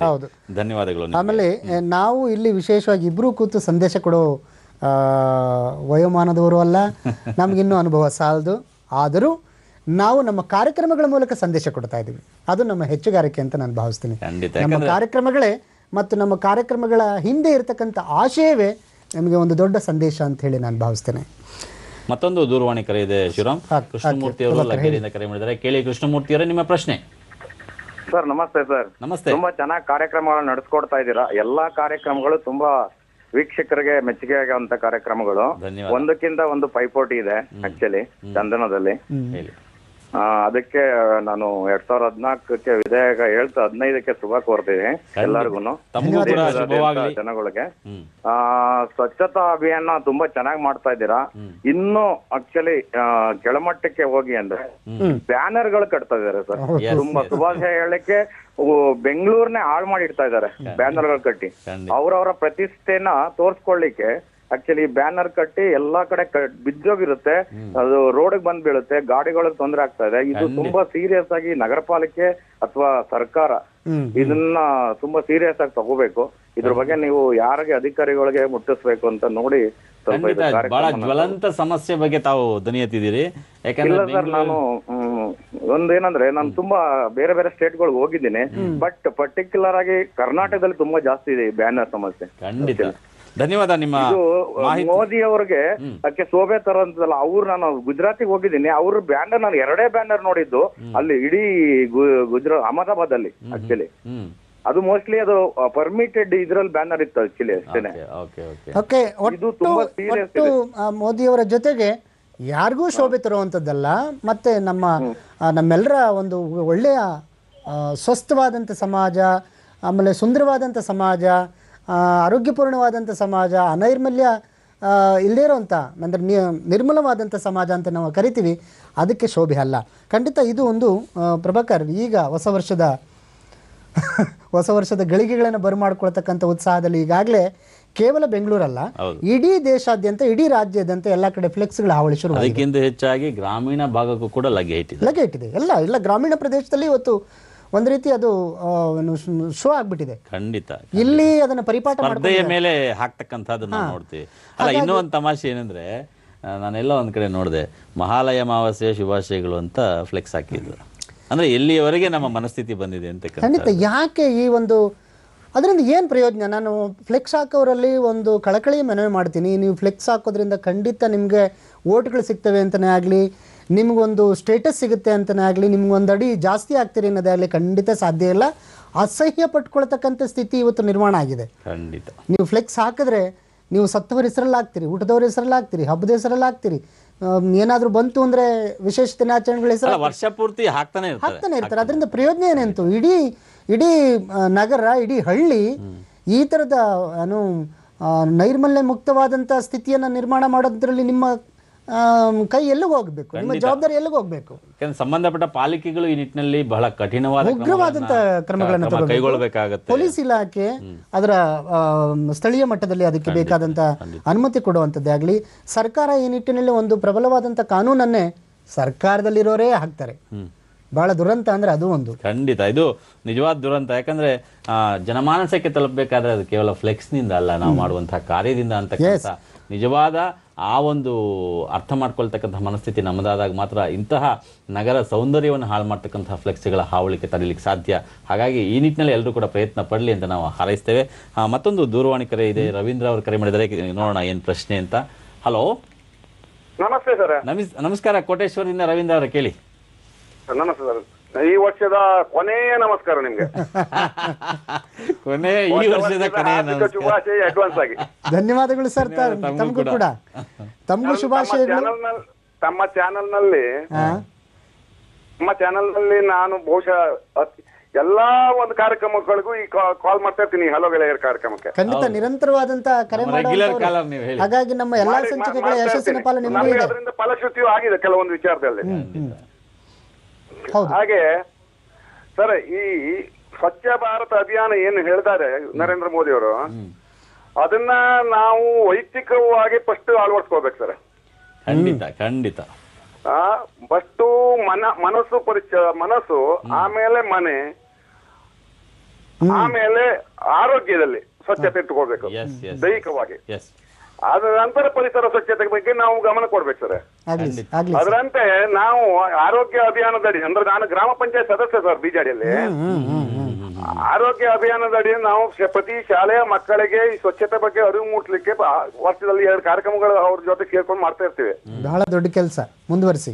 ಅದರೊಂದಿಗೆ ನಾವು ನಾನಿರುವ ಒಂದು ವಾರ್ಡ್ ಅನ್ನೋದು ಒಂದು 350 ಮನೆ ಇರುವ ವಾರ್ಡ್ ನಲ್ಲಿ ನಮ್ಮಲ್ಲಿ ಬಹಳಷ್ಟು ಕೊಳ, ಕೆರೆ, ಕಸ ಕಡ್ಡಿಗಳು ಮಸ್ತ್ ಇರ್ತವೆ. ನಾವು ಒಂದು ಮುಖ್ಯ ಪ್ರಾಣ ಸಂಘ ಅಂದ್ಬಿಟ್ಟು ಮಾಡ್ಕೊಂಡ್ಬಿಟ್ಟು ನಾವೊಂದು 15 ಜನ ವರ್ಷದಲ್ಲಿ 3 ಸಾರಿ ಸ್ವಚ್ಛತೆ ಮಾಡ್ಕೊಳ್ಳೋ ಒಂದು ಕಾಯಕ ಇಟ್ಕೊಂಡಿದ್ದೀವಿ. ಯಾವುದೇ ಪಂಚಾಯತ್ಗೆ ಅಳವಡಿಸ್ಕೊಂಡಿಲ್ಲ, ನಮ್ಮ ವೈಯಕ್ತಿಕವಾಗಿ. ಅಲ್ಲ, ಮೊದಲನೇದಾಗಿ ನಿಮ್ಮನ್ನ ಅಭಿನಂದಿಸಬೇಕು ಜನಪ್ರತಿನಿಧಿಯಾಗಿ. ಗ್ರಾಮದ ಜನರಿಗೆ ಎಲ್ಲರಿಗೂ ನಾವು ಮಾಹಿತಿ ಕೊಡ್ತಾ ಇದೀವಿ. ಸರ್, ನೀವೆಲ್ಲರೂ ಹೀಗೆ ಮಾಡ್ಬೇಕು ಅನ್ನೋ ಮಾಹಿತಿ ಕೊಡ್ತಾ ಇದೀವಿ. ಆದ್ರೂ ಯಾರು ಕೈ ಜೋಡಿಸ್ಲಿಕ್ಕೆ ಮುಂದೆ ಬರ್ತಾ ಇಲ್ಲ. ಬಹಳ ಮನಸ್ಸಿಗೆ ನೋವಾಗುತ್ತೆ. ಖಂಡಿತ ಪ್ರಯತ್ನ ಪಟ್ರೆ ಹಾಗೆ ಆಗುತ್ತೆ. ನೀವು ಅದ್ರ ಬಗ್ಗೆ ಉತ್ಸಾಹ ಕಳ್ಕೊಳ್ಳೋದು ಬೇಡ ಅಂತ ನಾವು ಮಹಾತ್ಮ ಗಾಂಧೀಜಿ ಅವ್ರಿಗೂ ಕೂಡ ಆರಂಭಕ್ಕೆ ಆ ತರದ ಸವಾಲಿತ್ತು. ಏನಾದ್ರು ಆಗೋದಿದ್ರೆ ನೋಡಿ ಸರ್. ರವೀಂದ್ರ ಅವರೇ, ಆರಂಭದಲ್ಲಿ ಎಲ್ರಿಗೂ ಸ್ವಲ್ಪ ಸವಾಲುಗಳಿರ್ತವೆ. ಸವಾಲನ್ನ ನಾವು ಅದರಿಂದ ಹಿಂದೆ ತೆಗೆಯುವಂತ, ಹಿಂದೆ ಹೆಜ್ಜೆ ಇಡುವಂತ ಕೆಲಸ ಆಗ್ಬಾರ್ದು. ಮುಂದುವರೆರಿ, ನಿಮ್ ಜೊತೆ ನಾವಿದ್ದೇವೆ. ನಮ್ಮ ಅವಿರತ ಹೋರಾಟ ಉಂಟು ಸರ್ ಅದ್ರ ಬಗ್ಗೆ. ಬಹಳ ಖುಷಿ ಆಯ್ತು. ಧನ್ಯವಾದಗಳು ನಿಮ್ಮ ಪ್ರಶ್ನೆಗೆ. ಒಂದು ವಿಚಾರವನ್ನ ನಾವು ಬಹಳ ಅಪ್ರಿಷಿಯೇಟ್ ಮಾಡಬೇಕಾಗತ್ತೆ. ಒಬ್ಬ ಜನಪ್ರತಿನಿಧಿಯಾಗಿ, ಪಂಚಾಯತ್ ಸದಸ್ಯರಾಗಿ ಬರೀ, ಯಾಕಂದ್ರೆ ನಾವು ನೋಡ್ತೀವಿ ಎಷ್ಟೋ ಕಡೆ ತಮ್ಮ ಕರ್ತವ್ಯವನ್ನು ಮರೆತು ನಡೀತಕ್ಕಂಥದ್ದು ಜನ ನೋಡ್ತೀವಿ. ಆದರೆ ಇವರನ್ನು ನಿಜಕ್ಕೂ ಅಭಿನಂದಿಸಬೇಕು. ಇಂತಹ ಮಂದಿ ತುಂಬ ಮಂದಿ ಇದ್ದಾರೆ, ಆದರೆ ನಮ್ಮ ಗಮನಕ್ಕೆ ಬರ್ತಾ ಇಲ್ಲ. ಅಂಥವರು ನಮ್ಮ ಗಮನಕ್ಕೆ ಬರಲಿ, ಅಂಥವರ ಕಾರ್ಯ ಹೆಚ್ಚಾಗಲಿ ಅಂತ ನಾವು ಕೂಡ ಹಾರೈಸೋಣ, ಆಶಿಸೋಣ. ಮತ್ತೆ ನಾವು ಚರ್ಚೆ ಮಾಡೋದಾದರೆ ನಗರ ಪ್ರದೇಶಗಳಲ್ಲಿ ನಾನು ಒಂದಷ್ಟು ಯಾರ್ಯಾರು ಭಾಗವಹಿಸಿದ್ರು ಖಂಡಿತ ಯಾಕೆಂದ್ರೆ ಮುಂದುವರಿಸಿ ಅವ್ರೇನಾದ್ರು ಕಾರ್ಯಕ್ರಮ ನೋಡ್ತಾ ಇದ್ರೆ ನಾವು ಭಾಗವಹಿಸಿದ್ವಿ ಹೇಳಲೇ ಇಲ್ಲ ಅನ್ನೋ ಆಪಾದನೆ ಬೇಡ. ಕುಲಕರ್ಣಿ ಒಂಥರ ನಾಗರತ್ನ ಭಟ್ ಅವರು ಬಂದಿದ್ರು. ನಮ್ಮ ಅಭಿಯಾನದ ಒಂದು ನಡೆಯಲ್ಲಿ ಇವರ ಪಾತ್ರ ಬಹಳ ದೊಡ್ಡದಿದೆ. ಅಂದ್ರೆ ಯಾಕೆಂದ್ರೆ ಇದು ಗ್ರಾಮೀಣ ಅಭಿವೃದ್ಧಿ ಮತ್ತು ಪಂಚಾಯತ್ ರಾಜ್ ಇಲಾಖೆ ಇದರ ಉಸ್ತುವಾರಿ ಹೊತ್ತಿರೋದ್ರಿಂದ ಅಲ್ಲಿ ಇವರು ಮಾಧ್ಯಮ ಸಂವಾಹಕರಾಗಿ ಕೆಲಸ ಮಾಡ್ತಾ ಇರೋದ್ರಿಂದ ಅವರು ಭಾಗವಹಿಸಿದ್ರು. ಬಹಳ ಚಂದ ಮಾತಾಡಿದ್ರು, ಉತ್ತಮವಾದಂಥ ಮಾಹಿತಿಗಳನ್ನ ಕೊಟ್ಟರು. ಹಾಗೆ ಜನಾರ್ದನ್ ಹುಲಿಗಿ ಅಂತ ಹೇಳಿ ಕೊಪ್ಪಳ ಜಿಲ್ಲಾ ಪಂಚಾಯತ್ ಅಧ್ಯಕ್ಷರಾಗಿ ಕೇವಲ 8 ತಿಂಗಳಲ್ಲಿ ಅವರು 54,000 ಶೌಚಾಲಯ ಕಟ್ಟಿಸಿ ಒಂದು ದಾಖಲೆ ನಿರ್ಮಾಣ ಮಾಡಿದ್ರು. ಇದೊಂದು ರೀತಿ ನಾನು ಯಶೋಗಾಥೆ ಅಂತ ಹೇಳಿ ವೈಯಕ್ತಿಕವಾಗಿ ಪರಿಗಣಿಸ್ತೀನಿ. ಕಾರಣ ಇಷ್ಟೇ, ಅನೇಕ ಪಂಚಾಯತ್ಗಳಲ್ಲಿ ಜನ ಒಪ್ಪೋದಿಲ್ಲ ಅಂತನೋ, ಜಾಗ ಇಲ್ಲ ಅಂತನೋ, ಅನುದಾನ ಇಲ್ಲ ಅಂತನೋ, ಅನುದಾನದ ದುರ್ಬಳಕೆ ಅಂತನೋ ಯಶಸ್ಸಾಗಲ್ಲ. ಆದ್ರೆ ಇವರು ವಿಶೇಷವಾಗಿ ಹೋಗಿ ಬಯಲು ಮಲ ವಿಸರ್ಜನೆ ಮಾಡೋರ ಹತ್ರ ಹೋಗಿ ಕಾಲಿಗೆ ಬೀಳೋದು, ತಾಯಂದ್ರ ಕಾಲಿಗೆ ಬೀಳೋದು. ಅಮ್ಮ, ಈ ಬಯಲು ವಿಸರ್ಜನೆಯಿಂದ ನಿಮ್ಗೆ ತೊಂದರೆ ಆಗುತ್ತೆ, ನೀವು ಟಾಯ್ಲೆಟ್ಸ್ ಕಟ್ಸ್ಕೊಳ್ಳಿ. ಆಮೇಲೆ ಬಯಲು ಮಲ ವಿಸರ್ಜನೆಗೆ ಹೋಗುವಂತ ಗಂಡಸರ ಹತ್ರ ಹೋಗಿ ವಿಷಲ್ ಓದೋದು. ಅವರು ವಿಷಲ್ ಓದಿದ ತಕ್ಷಣ ಎದ್ದು ಓಡ್ ಬರ್ಬೇಕು ಇವರು, ಅಂದ್ರೆ ತೊಂದರೆ ಕೊಡೋದು, ಹೇಗಾದ್ರೂ ಮಾಡಿ ಕಟ್ಸ್ಕೊಳ್ಬೇಕು. ಹಾಗಂತ ಹೇಳಿ ಆ ಕಚೇರಿಗೆ ಬಂದ ಕೂಡಲೇ ಸುಮ್ಮನೆ ಇರಲಿಲ್ಲ ಅವರು. ಅದಕ್ಕೆ ಬೇಕಿರ್ತಕ್ಕಂಥ ಎಲ್ಲಾ ಪ್ರಕ್ರಿಯೆಗಳನ್ನು ಬಹಳ ಸುಲಭವಾಗಿ ಅವರು ಶೌಚಾಲಯ ಕಟ್ಕೊಳ್ಳೋಕೆ ಬೇಕಿರತಕ್ಕಂಥ ಸಹಕಾರವನ್ನು ಕೊಟ್ಟರು. ಹಾಗಾಗಿ ಅದು ಒಂದು ಒಳ್ಳೆ ಸಂಚಿಕೆ ಅಂತ ಸಂಚಿಕೆ, ಮತ್ತೆ ಬಹಳ ಅಭಿನಂದನೀಯವಾದಂತ ಕೆಲಸ ಮಾಡಿದ್ದಾರೆ. ಆಮೇಲೆ ಅಂತಾರಾಷ್ಟ್ರೀಯ ಶೌಚಾಲಯ ದಿನ ಅಂತ ಹೇಳಿ ಬಂತು. ಆ ಸಂದರ್ಭದಲ್ಲಿ ಪೌರ ಕಾರ್ಮಿಕರ ಪ್ರತಿನಿಧಿಗಳನ್ನ ಕರೆದಿದ್ವಿ ನಾವು. ಪೌರ ಕಾರ್ಮಿಕರ ಪ್ರತಿನಿಧಿಗಳಾಗಿ ನಾರಾಯಣ್ ಅವರು, ಪೂಜ್ಯ ಮಾಜಿ ಮಹಾಪೌರರು ಮೈಸೂರು, ಹಾಗೇನೆ ಬಾಲನ್ ಅಂತ ಹೇಳಿ ನ್ಯಾಯವಾದಿಗಳವರು ಇಬ್ಬರು ಬಂದಿದ್ರು. ಪೌರ ಕಾರ್ಮಿಕರ ಸಮಸ್ಯೆಗಳ ಬಗ್ಗೆ, ಯಾಕೆಂದ್ರೆ ಕಸ ಹಾಕೋರು ನಾಗರಿಕರಾದ್ರೆ, ಕಸ ಹೆತ್ತೋರು ಅದೇ ನಾಗರಿಕ ಸಮುದಾಯದ ಮತ್ತೊಂದು ವರ್ಗ, ಅವರ ಸಮಸ್ಯೆಗಳ ಬಗ್ಗೆ ನಾವು ಇಲ್ಲಿ ಬೆಳಕನ್ನು ಚೆಲ್ಲೋದಕ್ಕೆ ಸಾಧ್ಯ ಆಯ್ತು. ಖಂಡಿತ ಪ್ರಶ್ನೆಗಳಿದ್ರೆ ತಗೋಬಹುದು. ಹಾಗೇನೆ ಮಣಿಯವರು ಆಡ್ಗೋಡಿಯಿಂದ ಕರೆ ಮಾಡಿದ್ದಾರೆ. ಕೇಳಿ ಮಣಿ, ನಿಮ್ಮ ಪ್ರಶ್ನೆ. ಹಲೋ, ನಮಸ್ಕಾರ. ಪ್ರಶ್ನೆ ಕೇಳಿ ಸರ್. ನಮಸ್ಕಾರ ಸರ್. ನಾ ಮೊಟ್ಟ ಮೊದಲಿಗೆ ನಿಮ್ಮ ಕಾರ್ಯಕ್ರಮ ನೋಡ್ತಾ ಇರೋದು. ಈ ನೋಡ್ಬಿಟ್ಟು ಫೋನ್ ಕಾಲ್ಗಳೆಲ್ಲ ನಾವು ಸುಮ್ನೆ ಹಾಕಿ ನೋಡಿದೆ. ಫೋನ್ ಕಾಲ್ಗಳೆಲ್ಲ ಬರೋದು ನೋಡ್ಬಿಟ್ಟು ನಂದು ಒಂದು ಇರ್ಲಿ ಅಂತ ನಾನು ಮಾತಾಡೋಣ ಅಂತ. ಯಾಕೆಂದ್ರೆ ಈ ರಾಜಕಾಲುವೆ ಸೈಡ್ ಅಲ್ಲಿ ನಮ್ಮ ಇದು ಗೌರ್ಮೆಂಟ್ 20 ಅಡಿ 25 ಅಡಿ ಹೂಳೆತ್ತಕ್ಕೆ ರೋಡ್ ಇದೆ. ಇದನ್ನೆಲ್ಲ ಒತ್ತುವರಿ ಮಾಡ್ಕೊಂಡ್ಬಿಟ್ಟು ಮಳೆ ಬಂದಾಗ ಯಾವಾಗೂ ಇದು ಸಮಸ್ಯೆ ಇರೋದೆ. ಅದಕ್ಕೆ ಏನಾರ ಪರಿಹಾರ ಮಾಡಕ್ಕಾಗುತ್ತಾ? ಯಾಕಂದ್ರೆ ರಾಜಕಾಲುವೆಗೆ ಗೌರ್ಮೆಂಟ್ ಬೈಲ ಪ್ರಕಾರ 20 ಅಡಿ ಎಲ್ಲ ಸೈಡ್ ಆ ಕಡೆ ಈ ಕಡೆನೂ ಬಿಡ್ಬೇಕು.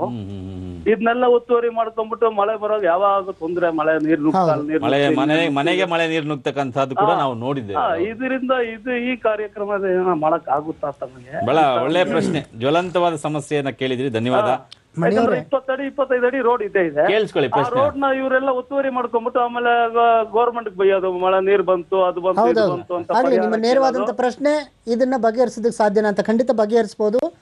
ಬಗೆಹರಿಸೋದಕ್ಕೆ ಇಲ್ಲಿ ಸ್ವಚ್ಛ ಭಾರತ್ ಅಭಿಯಾನ ಅಂತಂದ್ರೆ ಬಹಳಷ್ಟು ಜನ ಪ್ರಭಾಕರ್ ಕೇವಲ ಕಸಮುಕ್ತ ಪ್ರದೇಶವನ್ನು ಮಾಡಬೇಕು, ಕಸಮುಕ್ತ ನಗರ ಪಟ್ಟಣ ದೇಶವನ್ನು ಕಟ್ಟಬೇಕು ಅಂತ. ಅದಷ್ಟೇ ಅಲ್ಲ, ಈ ಸಾರಿ ಅಪರೂಪಕ್ಕೆ ಈ ಅಭಿಯಾನದಲ್ಲಿ ನೀರಿನ ಸಂಪನ್ಮೂಲವನ್ನು ಜೋಪಾನ ಮಾಡೋದ್ರ ಬಗ್ಗೆನೂ ಕೂಡ ಕಳಕಳಿಯನ್ನು ವ್ಯಕ್ತಪಡಿಸಲಾಗಿದೆ. ಅಂದ್ರೆ ನೀರಿನ ಸಂಪನ್ಮೂಲವನ್ನ ಮಲಿನಗೊಳಿಸ್ತಕ್ಕಂಥ ಕೆಲಸ ಆಗ್ತಾ ಇದೆ. ಈ ತರ ರಾಜಗಾಲುವೆಗಳನ್ನು ಒತ್ತುವರಿ ಮಾಡಿಕೊಂಡು ನೀರಿನ ಸಂಪನ್ಮೂಲ ನಗರಕ್ಕೆ ಬರೋದನ್ನ ಅಥವಾ ಬೇಕಾಗಿರ್ತಕ್ಕಂಥ ಮನೆಗಳಿಗೆ ನುಗ್ಗೋದನ್ನ ನಾವು ನೋಡ್ತಾ ಇದ್ದೀವಿ. ನೀರಿನ ಏನು ಘಟಕಗಳಿರ್ತವೆ, ಕೆರೆ ಇರ್ಬೋದು, ಕಲ್ಯಾಣಿ ಇರ್ಬೋದು, ಬಾವಿ ಇರ್ಬೋದು, ಅಲ್ಲಿಗೆ ಹೋಗೋದನ್ನ ತಡೆಗಟ್ಟತಕ್ಕಂಥ ಈ ತರದ ಕೆಲಸಗಳ ಬಗ್ಗೆ ಕೂಡ ಎಚ್ಚರ ನೀಡುವಂಥದ್ದು ಮತ್ತೆ ಜಾಗೃತಿ ಮೂಡಿಸುವಂಥದ್ದು ಕೂಡ ಇದರಲ್ಲಿ ಹಾಗಾಗಿ ಮುಂದಿನ ದಿನಗಳಲ್ಲಿ ಮಳೆ ನೀರು ತಜ್ಞರನ್ನ ನಾವು ಇಲ್ಲಿ ಕರೆಸ್ತೇವೆ. ಹಾಗೇನೆ ಅಧಿಕಾರಿಗಳನ್ನು ಕರೆಸಿ ಇದಕ್ಕೆ ಬೇಕಾಗಿರ್ತಕ್ಕಂಥ ಕಾನೂನು ಕ್ರಮಗಳನ್ನ ತಗೊಳ್ಳೋದಕ್ಕೆ ಕೂಡ ನಾವು ಪ್ರಯತ್ನ ಪಡ್ತೀವಿ ಅನ್ನುವಂಥ ಭರವಸೆ ನೀಡಬಹುದು. ತುಂಬಾ ಜನ ತಿಳ್ಕೊಂಡಿರ್ತಕ್ಕಂಥದ್ದು ಸ್ವಚ್ಛ ಭಾರತ ಅಭಿಯಾನ ಅಂದ್ರೆ ಕೇವಲ ಕಸ ಗುಡಿಸಿ ಒಂದ್ ಕಡೆ ಹಾಕೋದು ಅಂತಕ್ಕಂಥದ್ದು. ಆದ್ರೆ ಆ ಕಸ ಅನ್ನೋದ್ರಲ್ಲೇ ಎಷ್ಟು ವಿಧ ಇದೆ. ಈ ತ್ಯಾಜ್ಯ ಇರ್ಬೋದು, ಅಥವಾ ನೀರನ್ನ ಮಲಿನಗೊಳಿಸ್ತಕ್ಕಂಥದ್ದು ಇರ್ಬೋದು, ಅಥವಾ ನಮ್ಮ ಅಂಗಳದಲ್ಲೇ ನಾವು ಬಿದ್ದಿರ್ತಕ್ಕಂತಹ ಕಸವನ್ನ ಸ್ವಚ್ಛ ಮಾಡದೆ ಅಥವಾ ಸೊಳ್ಳೆ ಇಂತಹದ್ರಿಂದ ಕಾಯಿಲೆಗಳು ಬರ್ತಕ್ಕಂಥದ್ದು ಇರ್ಬೋದು. ಇವೆಲ್ಲವೂ ಕೂಡ ಪೂರಕವಾಗಿ ಇರ್ತಕ್ಕಂತಹ ಅಂಶಗಳು. ಅದನ್ನು ನಾವು ಮೊದಲು ಮನಗಾಣಬೇಕಾಗಿದೆ. ಒಂದು ದೂರವಾಣಿ ಕರೆ ಇದೆ. ಸುಮಂಗಲ ಅವರು ಬಳ್ಳಾರಿಯಿಂದ ಕರೆ ಮಾಡಿದ್ದಾರೆ. ಕೇಳಿ ಸುಮಂಗಲ, ನಿಮ್ಮ ಪ್ರಶ್ನೆ. ಸರ್, ನಿಮ್ಮಿರುವರಿಗೂ ಹೊಸ ವರ್ಷದ ಶುಭಾಶಯಗಳು ಸರ್. ನಮ್ಮ ಮನೆ ಎಲ್ಲ ಸದಸ್ಯರು ನಿಮ್ಗೆ ನಿಮ್ಮ ಹತ್ರ ಮಾತಾಡ್ಬೇಕಂದ್ರೆ ಆದ್ರೆ ಅವರು ನನ್ನ ಕೂಡನೇ ಮಾತಾಡಿಸ್ತಿದ್ದಾರೆ. ಧನ್ಯವಾದ. ತಮ್ಮ ಮನೆಯವರು ಎಲ್ರಿಗೂ ಕೂಡ ಹೊಸ ವರ್ಷದ ಶುಭಾಶಯಗಳಮ್ಮ. ಸರ್, ನನ್ನ ಪ್ರಶ್ನೆ ಏನಂತಂದ್ರೆ, ಈಗ ನೀವು ಕೆಲವೊಂದು ಅಧಿಕಾರಿಗಳನ್ನ ಕರೆಸ್ತಿರಲ್ಲ ಸರ್ ಸ್ವಚ್ಛ ಭಾರತದ ಅಭಿಯಾನದ ಕುರಿತು ಚರ್ಚೆಗಾಗಿ. ಅದೇ ತರ ಪ್ರತಿಯೊಂದು ಜಿಲ್ಲೆಯ ಮುಖ್ಯ ಅಧಿಕಾರಿಗಳು ಯಾರಿರ್ತಾರೆ ಈ ಸ್ವಚ್ಛತಾ ಭಾರತನ ಇದ್ ಮಾಡೋರು, ಅವ್ರನ್ನ ಕರೆಸ್ಬಿಟ್ಟು ಅವ್ರವ್ರ ಜಿಲ್ಲೆಯಲ್ಲಿ ಯಾವ್ಯಾವ ರೀತಿ ಪ್ರಗತಿ ಆಗ್ತದೆ ಅಂತ ಇದು ವಿವರಣೆ ಕೊಟ್ರೆ, ಅಂದ್ರೆ ಈಗ ನೀವು ಕೆಲವೊಬ್ಬರನ್ನ ಕರೆಸಿದಿರಿ, ಇನ್ನು ಉಳ್ಕಿದ ಜಿಲ್ಲೆಯವ್ರನ್ನ ಕರೆಸಿದ್ರೆ ಅಂದ್ರೆ ಅವ್ರೆಲ್ಲಾರ ನಡುವೆ ಒಂದ್ ರೀತಿ ಅವ್ರದ್ದು ಮುಂದೆ ಇದೆ, ನಮ್ಮದು ಹಿಂದೆ ಇದೆ, ಆ ರೀತಿ ಇನ್ನೂ ಸ್ವಲ್ಪ ಫಾಸ್ಟ್ ಆಗಿ ಸ್ವಚ್ಛತಾ ಭಾರತ ದೇಶನೆಲ್ಲ ತುಂಬಾ ಇದು ಆಗತ್ತೆ ಅಂತ ಹೇಳ್ತೀವಿ. ಖಂಡಿತ ಒಂದು ಆರೋಗ್ಯವಂತ ಸ್ಪರ್ಧೆ ಏರ್ಪಡ್ಲಿಕ್ಕೆ ಇದು ಪೂರಕವಾಗತ್ತೆ ಅಂತ ತಾವು ತಮ್ಮ ಅಭಿಪ್ರಾಯವನ್ನು ಸರ್, ಇನ್ನೂ ಒಂದು ಹೇಳ್ಬೇಕಂದ್ರೆ ಸರ್, ನಿಮ್ಮ ಹಲೋ ಗೆಳೆಯರ ಕಾರ್ಯಕ್ರಮಕ್ಕೆ ವಿಶೇಷವಾದ ಧನ್ಯವಾದಗಳು ತಿಳಿಸ್ತೀನಿ ಸರ್. ಯಾಕಂದ್ರೆ ಇದೇ ಕಾರ್ಯಕ್ರಮದ ಮೂಲಕ ನಮ್ಮ ಹಳ್ಳಿಗೆ, ನಮ್ಮ ನಗರಕ್ಕೆ ಇದು ಒಂದು ದಾರಿನ ನಾನು ಇದೇ ಕಾರ್ಯಕ್ರಮದಲ್ಲಿ ಕೇಳಿದ್ದೆ. ಆ ಕಾರ್ಯ ಪೂರ್ಣಗೊಂಡಿದೆ ಸರ್. ಇನ್ನು 2 ಕಿಲೋಮೀಟರ್ ಮಾತ್ರ ಅದು ಯಾಕೋ ಉಳಿಸಿದ್ದಾರೆ. ಆದ್ರೂ ಮುಕ್ಕಾಲ್ ಭಾಗ ಆಗಿದೆ ಅಲ್ಲ ಸರ್, ಅದಕ್ಕೆ ತುಂಬಾ ಸಂತೋಷ ವ್ಯಕ್ತಪಡಿಸಿದೆ ಸರ್. ಸಕಾಲ ಕಾರ್ಯಕ್ರಮದಲ್ಲಿ ತಾವು ಕೇಳಿದ್ರಿ ಅಮ್ಮ, ಖಂಡಿತ ನನಗೆ ನೆನಪಿದೆ. ಧನ್ಯವಾದಗಳಮ್ಮ ತಮ್ಗೆ. ಯಾಕಂದ್ರೆ ನೋಡಿ, ಈ ಯಶೋಗಾಥೆಯಲ್ಲಿ ಅಥವಾ ಫಲಶ್ರುತಿ ಅಂತ ನಾವು ಏನ್ ಕರಿತೀವಿ, ಯಾಕಂದ್ರೆ ನಾವೆಲ್ಲ ನೋಡ್ತೀವಿ ಫಲಶ್ರುತಿ ಅಂತಕ್ಕಂಥದ್ದು ಒಂದು ಮಾಧ್ಯಮದ ಒಂದು ಪ್ರಯತ್ನಕ್ಕೆ ಸಿಕ್ಕಂತಹ ಒಂದು ಪ್ರತಿಫಲ ಅಥವಾ ಯಶಸ್ಸು ಅಂತಕ್ಕಂಥದ್ದು. ಎಲ್ಲೋ ಒಂದು ಭಾಗದಲ್ಲಿ ಸಮಸ್ಯೆ ಇದ್ದಾಗ ಅಧಿಕಾರಿಗಳು ಸ್ಪಂದಿಸ್ತಕ್ಕಂತಹ ರೀತಿ ಇರ್ಬೋದು, ಅಥವಾ ಜನಪ್ರತಿನಿಧಿಗಳು ಸ್ಪಂದಿಸ್ತಕ್ಕಂಥ ರೀತಿ ಇರ್ಬೋದು, ಅದು ಆಯಾ ಜನಕ್ಕೆ ಎಷ್ಟರ ಮಟ್ಟಿಗೆ ಆ ಒಂದು ಹೆಮ್ಮೆಯನ್ನು ಕೊಡ್ತಾ ಹೋಗುತ್ತೆ. ಹೌದು, ಒಂದು ಮಾಧ್ಯಮಕ್ಕೆ ಆ ಶಕ್ತಿ ಇದೆ ಅಂತಕ್ಕಂಥದ್ದು. ಬಹುಶಃ ಇಲ್ಲಿ ಇವ್ರಿಗೆ ಪ್ರಶ್ನೆ ಕೇಳಿದಂತಹ ಇವ್ರಿಗೆ ಧನ್ಯವಾದ ಹೇಳಬೇಕು. ಹಾಗೆಯೇ ಕಾರ್ಯವನ್ನು ಅನುಷ್ಠಾನಕ್ಕೆ ತಂದಂತಹ ಅಧಿಕಾರಿ ವರ್ಗಕ್ಕೂ ಕೂಡ ಧನ್ಯವಾದ ಹೇಳಬೇಕು. ಮೊಹಮ್ಮದ್ ಅವರು ಕಲಬುರಗಿಯಿಂದ ಕರೆ ಮಾಡಿದ್ದಾರೆ. ಕೇಳೋಣ ಪ್ರಶ್ನೆ. ಮೊಹಮ್ಮದ್, ಹೇಳಿ ಪ್ರಶ್ನೆ ಕೇಳಿ. ಮೊಹಮ್ಮದ್ ಮುಲ್ಲಾ ಕಲಬುರಗಿಯಿಂದ ಕೇಳಿ ಪ್ರಶ್ನೆ. ಮೊಹಮ್ಮದ್ ಮುಲ್ಲಾ, ಹೇಳಿ. ಹಲೋ ಸರ್, ನಮಸ್ಕಾರ. ಪ್ರಶ್ನೆ ಕೇಳಿ. ಕೇಳಿ ಸರ್. ಮಹಮೂದ್ ಮುಲ್ಲಾ, ಈಗ ನೋಡಿ ಸರ್, ಹೇಳಿ. ಸ್ವಚ್ಛತೆ ಅಂದ್ರೆ ಏನು? ಸ್ವಚ್ಛತೆ ಅಂದ್ರೆ ಏನು? ನೀವೇನ್ ತಿಳ್ಕೊಂಡಿದ್ರಿ? ನಿಮ್ಮ ಪ್ರಶ್ನೆ ಸ್ವಚ್ಛತೆ ಅಂದ್ರೆ ಏನು? ಬಹಳ ಮೂಲಭೂತವಾದ ಪ್ರಶ್ನೆ ಕೇಳಿದ್ರಿ. ಬಹಳ ಧನ್ಯವಾದಗಳು. ಖಂಡಿತ ನಿಮ್ಗೆ ಇಬ್ರು ಉತ್ತರ ಕೊಡ್ತೀವಿ. ಮೊದಲನೇದಾಗಿ ಶಿವರಾಮ್ ಉತ್ತರ ಕೊಡಿ. ಸ್ವಚ್ಛತೆ, ನಾನಾಗಲೇ ಒಂದು ಪ್ರಶ್ನೆಗೆ ಪ್ರತಿಕ್ರಿಯಿಸ್ತಾ, ಮನುಷ್ಯನ ಮನಸ್ಸನ್ನು ಶುಚಿಯಾಗಿಟ್ಕೊಳ್ತಕ್ಕಂಥದ್ದು. ಆ ಮೂಲಕ ಯಾವ ಮನಸ್ಸು ಶುಚಿಯಾಗಿರಿಸ್ತೋ ಆ ಮನಸ್ಸು ಒಳ್ಳೆಯ ಕೆಲಸಗಳನ್ನೇ ಮಾಡುತ್ತೆ. ಒಳ್ಳೆಯ ಕೆಲಸಗಳನ್ನು ಮಾಡೋದ್ರ ಮೂಲಕ ಎದುರಿನ ವಾತಾವರಣ ಅಥವಾ ಸಮಾಜವನ್ನು ಕೂಡ ಒಳ್ಳೆಯದಾಗಿಟ್ಕೊಳ್ಳೋದಕ್ಕೆ ಪ್ರಯತ್ನಶೀಲವಾಗುತ್ತೆ. ಆ ಕಾರಣಕ್ಕಾಗಿ ಶುಚಿತ್ವ ಅಂತಂದರೆ ವೈಯಕ್ತಿಕ ನೆಲೆಯಿಂದ ನಮ್ಮ ಸುತ್ತಮುತ್ತಲ ವಾತಾವರಣವನ್ನು ಅಂದವಾಗಿ, ಚಂದವಾಗಿ, ಶುಚಿಯಾಗಿಟ್ಕೊಳ್ತಕ್ಕಂಥದ್ದನ್ನು ನಾವು ಶುಚಿತ್ವ ಅಂತ ಕರಿತೀವಿ. ಹಾಗೆಯೇ ಅದಕ್ಕೆ ನಾನು ಮತ್ತೊಂದು ಮಾತನ್ನು ಸೇರಿಸೋದಾದರೆ, ಸ್ವಚ್ಛತೆ ಅಂದರೆ ಮೊದಲನೇದಾಗಿ ನಮ್ಮ ಮನಸ್ಥಿತಿ, ನಮ್ಮ ಸ್ವಚ್ಛಂದ ಮನಸ್ಸು ಅಂತಕ್ಕಂಥದ್ದು. ಹೇಗೆ ನಾವು ಮಾನಸಿಕವಾಗಿ ಪ್ರಫುಲ್ಲವಾಗಿರ್ತೇವೆ, ಆವಾಗ ನಮ್ಮ ಆನಂದಕ್ಕೆ ಪಾರನೇ ಇರೋದಿಲ್ಲ. ಒಂಥರ ನಾವು ಗಾಳಿಯಲ್ಲಿ ತೇಲ್ತಾ ಇರ್ತೀವಿ. ಯಾಕೆ ಹೇಳಿ? ನಮ್ಮ ಮನಸ್ಸು ಅಂತಕ್ಕಂಥದ್ದು ಖುಷಿಯಾಗಿರುತ್ತೆ. ಸ್ವಚ್ಛತೆ ಅಂದರೆ ಖುಷಿ, ಸ್ವಚ್ಛತೆ ಅಂದರೆ ಪ್ರಫುಲ್ಲತೆ, ಸ್ವಚ್ಛತೆ ಅಂತಕ್ಕಂಥದ್ದು ನಮ್ಮ ಮನಸ್ಸಿನ ಕನ್ನಡಿ. ಸ್ವಚ್ಛತೆ ಅಂತಕ್ಕಂಥದ್ದು ಕೇವಲ ಬಾಹ್ಯ ಸೌಂದರ್ಯ ಅಲ್ಲ, ಆಂತರಿಕ ಸೌಂದರ್ಯ ಮಾತ್ರ ಅಲ್ಲ, ಇದೆಲ್ಲವನ್ನ ಮೀರಿದ್ದು ನಮ್ಮ ಮನಸ್ಥಿತಿಯನ್ನು ನಾವು ಹೇಗೆ ಶುಭ್ರವಾಗಿ ನಾವು ಬಟ್ಟೆ ಹಾಕೋತೀವೋ ಹಾಗೆ ನಮ್ಮ ಎದುರುಗಡೆ ಇರ್ತಕ್ಕಂಥ ವಾತಾವರಣ ಸ್ವಚ್ಛ ಅಂದಾಗ ನಮ್ಮ ಮನಸ್ಸು, ನಮ್ಮ ದೇಹ ಅಥವಾ ನಮ್ಮ ಇಡೀ ಸಮಾಜ ಅಷ್ಟು ಪ್ರಫುಲ್ಲತೆಯಿಂದ ಕೂಡಿರುತ್ತೆ ಅಂತಕ್ಕಂಥದ್ದು. ಹಾಗಾಗಿ ಸ್ವಚ್ಛತೆ ಅಂತಕ್ಕಂಥದ್ದು ಒಂದು ಮನಸ್ಥಿತಿಯನ್ನಾಗಿ ನಾವು ಮಾಡ್ಕೋಬೇಕು ಅಂತಕ್ಕಂಥ. ಇನ್ನೊಂದು ಇದಕ್ಕೆ ಪೂರಕವಾಗಿ ಪ್ರಭಾಕರ್, ಬಹಳಷ್ಟು ಜನ ಆ ರೀತಿ ಪ್ರಫುಲ್ಲ ಮನಸ್ಸನ್ನ ಹೊಂದಿರ್ತಾರೆ, ಆದ್ರೆ ಎದುರಿನ ಸಮಸ್ಯೆಗಳಿಗೆ ಮುಖಾಮುಖಿ ಆಗುದಿಲ್ಲ, ಸ್ಪಂದಿಸೋದಿಲ್ಲ. ನಮ್ಗೆ ಯಾಕೆ ಅದು ಕೂಡ ನೀವು ಚೆನ್ನಾಗಿ ಮನಸ್ಸನ್ನ ಚೆನ್ನಾಗಿದ್ರು ಎದುರಿನ ಸಮಸ್ಯೆಗಳಿಗೆ ಸ್ಪಂದಿಸ್ತಿಲ್ಲ, ವಾತಾವರಣದ ಸ್ವಚ್ಛತೆ ಬಗ್ಗೆ ಸ್ಪಂದಿಸ್ತಿಲ್ಲ ಅಂದ್ರೆ ನಿಮ್ಮ ಒಳ್ಳೆ ಮನಸ್ಸಿಂದ ಏನು ಪ್ರಯೋಜನ ಆಗಲ್ಲ. ಅಥವಾ ಒಳ್ಳೆಯ ಮನಸ್ಸಿನ ಸೇಫ್ ಲಾಕರ್ ಅಲ್ಲಿ ಇಟ್ಟಂಗೆ ಆಗುತ್ತೆ. ಹಾಗಾಗಿ ಹಾಗಾಗೋದು ಬೇಡ ಅಂತ. ಒಂದು ದೂರವಾಣಿ ಇದೆ, ಕೊನೆಯ ದೂರವಾಣಿ ಕರೆ ಇವತ್ತಿನ ಕಾರ್ಯಕ್ರಮದ್ದು. ನಮಸ್ಕಾರ, ಪ್ರಶ್ನೆ ಕೇಳಿ. ನಮಸ್ತೆ ಸರ್. ನಮಸ್ಕಾರ, ಗೀತಾ ಅವರು ಚಿಕ್ಕಮಗಳೂರಿನಿಂದ, ಮಲೆನಾಡಿನಿಂದ ಕರೆ ಮಾಡಿದ್ರಿ, ಕೇಳಿ. ನಿಮ್ಮೆಲ್ರಿಗೂ ಹೊಸ ವರ್ಷದ ಶುಭಾಶಯಗಳು ಸರ್. ಧನ್ಯವಾದಗಳಮ್ಮ. ತಮಗೂ ಕೂಡ ಶುಭಾಶಯಗಳಮ್ಮ. ಸರ್, ಈಗ ಕಸದ ಬಗ್ಗೆ ತಾವು ಮಾತಾಡ್ತಿದ್ದೀರಾ ಎಲ್ಲಾ ಕಡೆ, ಸ್ವಚ್ಛತೆ ಬಗ್ಗೆ. ಹಲೋ, ಹೇಳಿ. ಕೇಳಿಸ್ತಾ ಇದೆ, ಮಾತಾಡಿ ಅಮ್ಮ. ಆದ್ರೆ ಕಸದಷ್ಟೇ ಇಂಪಾರ್ಟೆಂಟ್, ಜನ ಎಲ್ಲಂದ್ರಲ್ಲಿ ಉಗಿತಾರಲ್ಲ ಸರ್, ಅದು ನಿಮ್ಮ ಪರಿಧಿಗೆ ಬರುತ್ತಾ ಅಂತ? ಖಂಡಿತ ಎಲ್ಲವೂ ಬರುತ್ತೆ. ಪರಿಸರವನ್ನ ಅಶುಚಿಗೊಳಿಸ್ತಕ್ಕಂಥ ಯಾವುದೇ ಕೆಲಸ ಇರಲಿ ಅದು ಸ್ವಚ್ಛತೆ ಅಡಿಯಲ್ಲಿ ಬರುತ್ತೆ. ಹಾಗಾಗಿ ನಾವು ಕಸ ಗುಡಿಸಿದ್ಮೇಲೆ ಯಾರೋ ಬಂದ ಅಲ್ಲಿ ಏನೋ ತಂಬಾಕು ಹಾಕೊಂಡು ಹೋಗ್ಬಿಟ್ರೆ ಅದನ್ನ ಸ್ವಚ್ಛತೆ ಅಂತ ಕರೆಯಕ್ಕಾಗಲ್ಲ. ಕೇಳಿ ಅಮ್ಮ, ಕೇಳಿ. ಅದೇ ನಿಮ್ಮ ಪ್ರಶ್ನೆನಾ?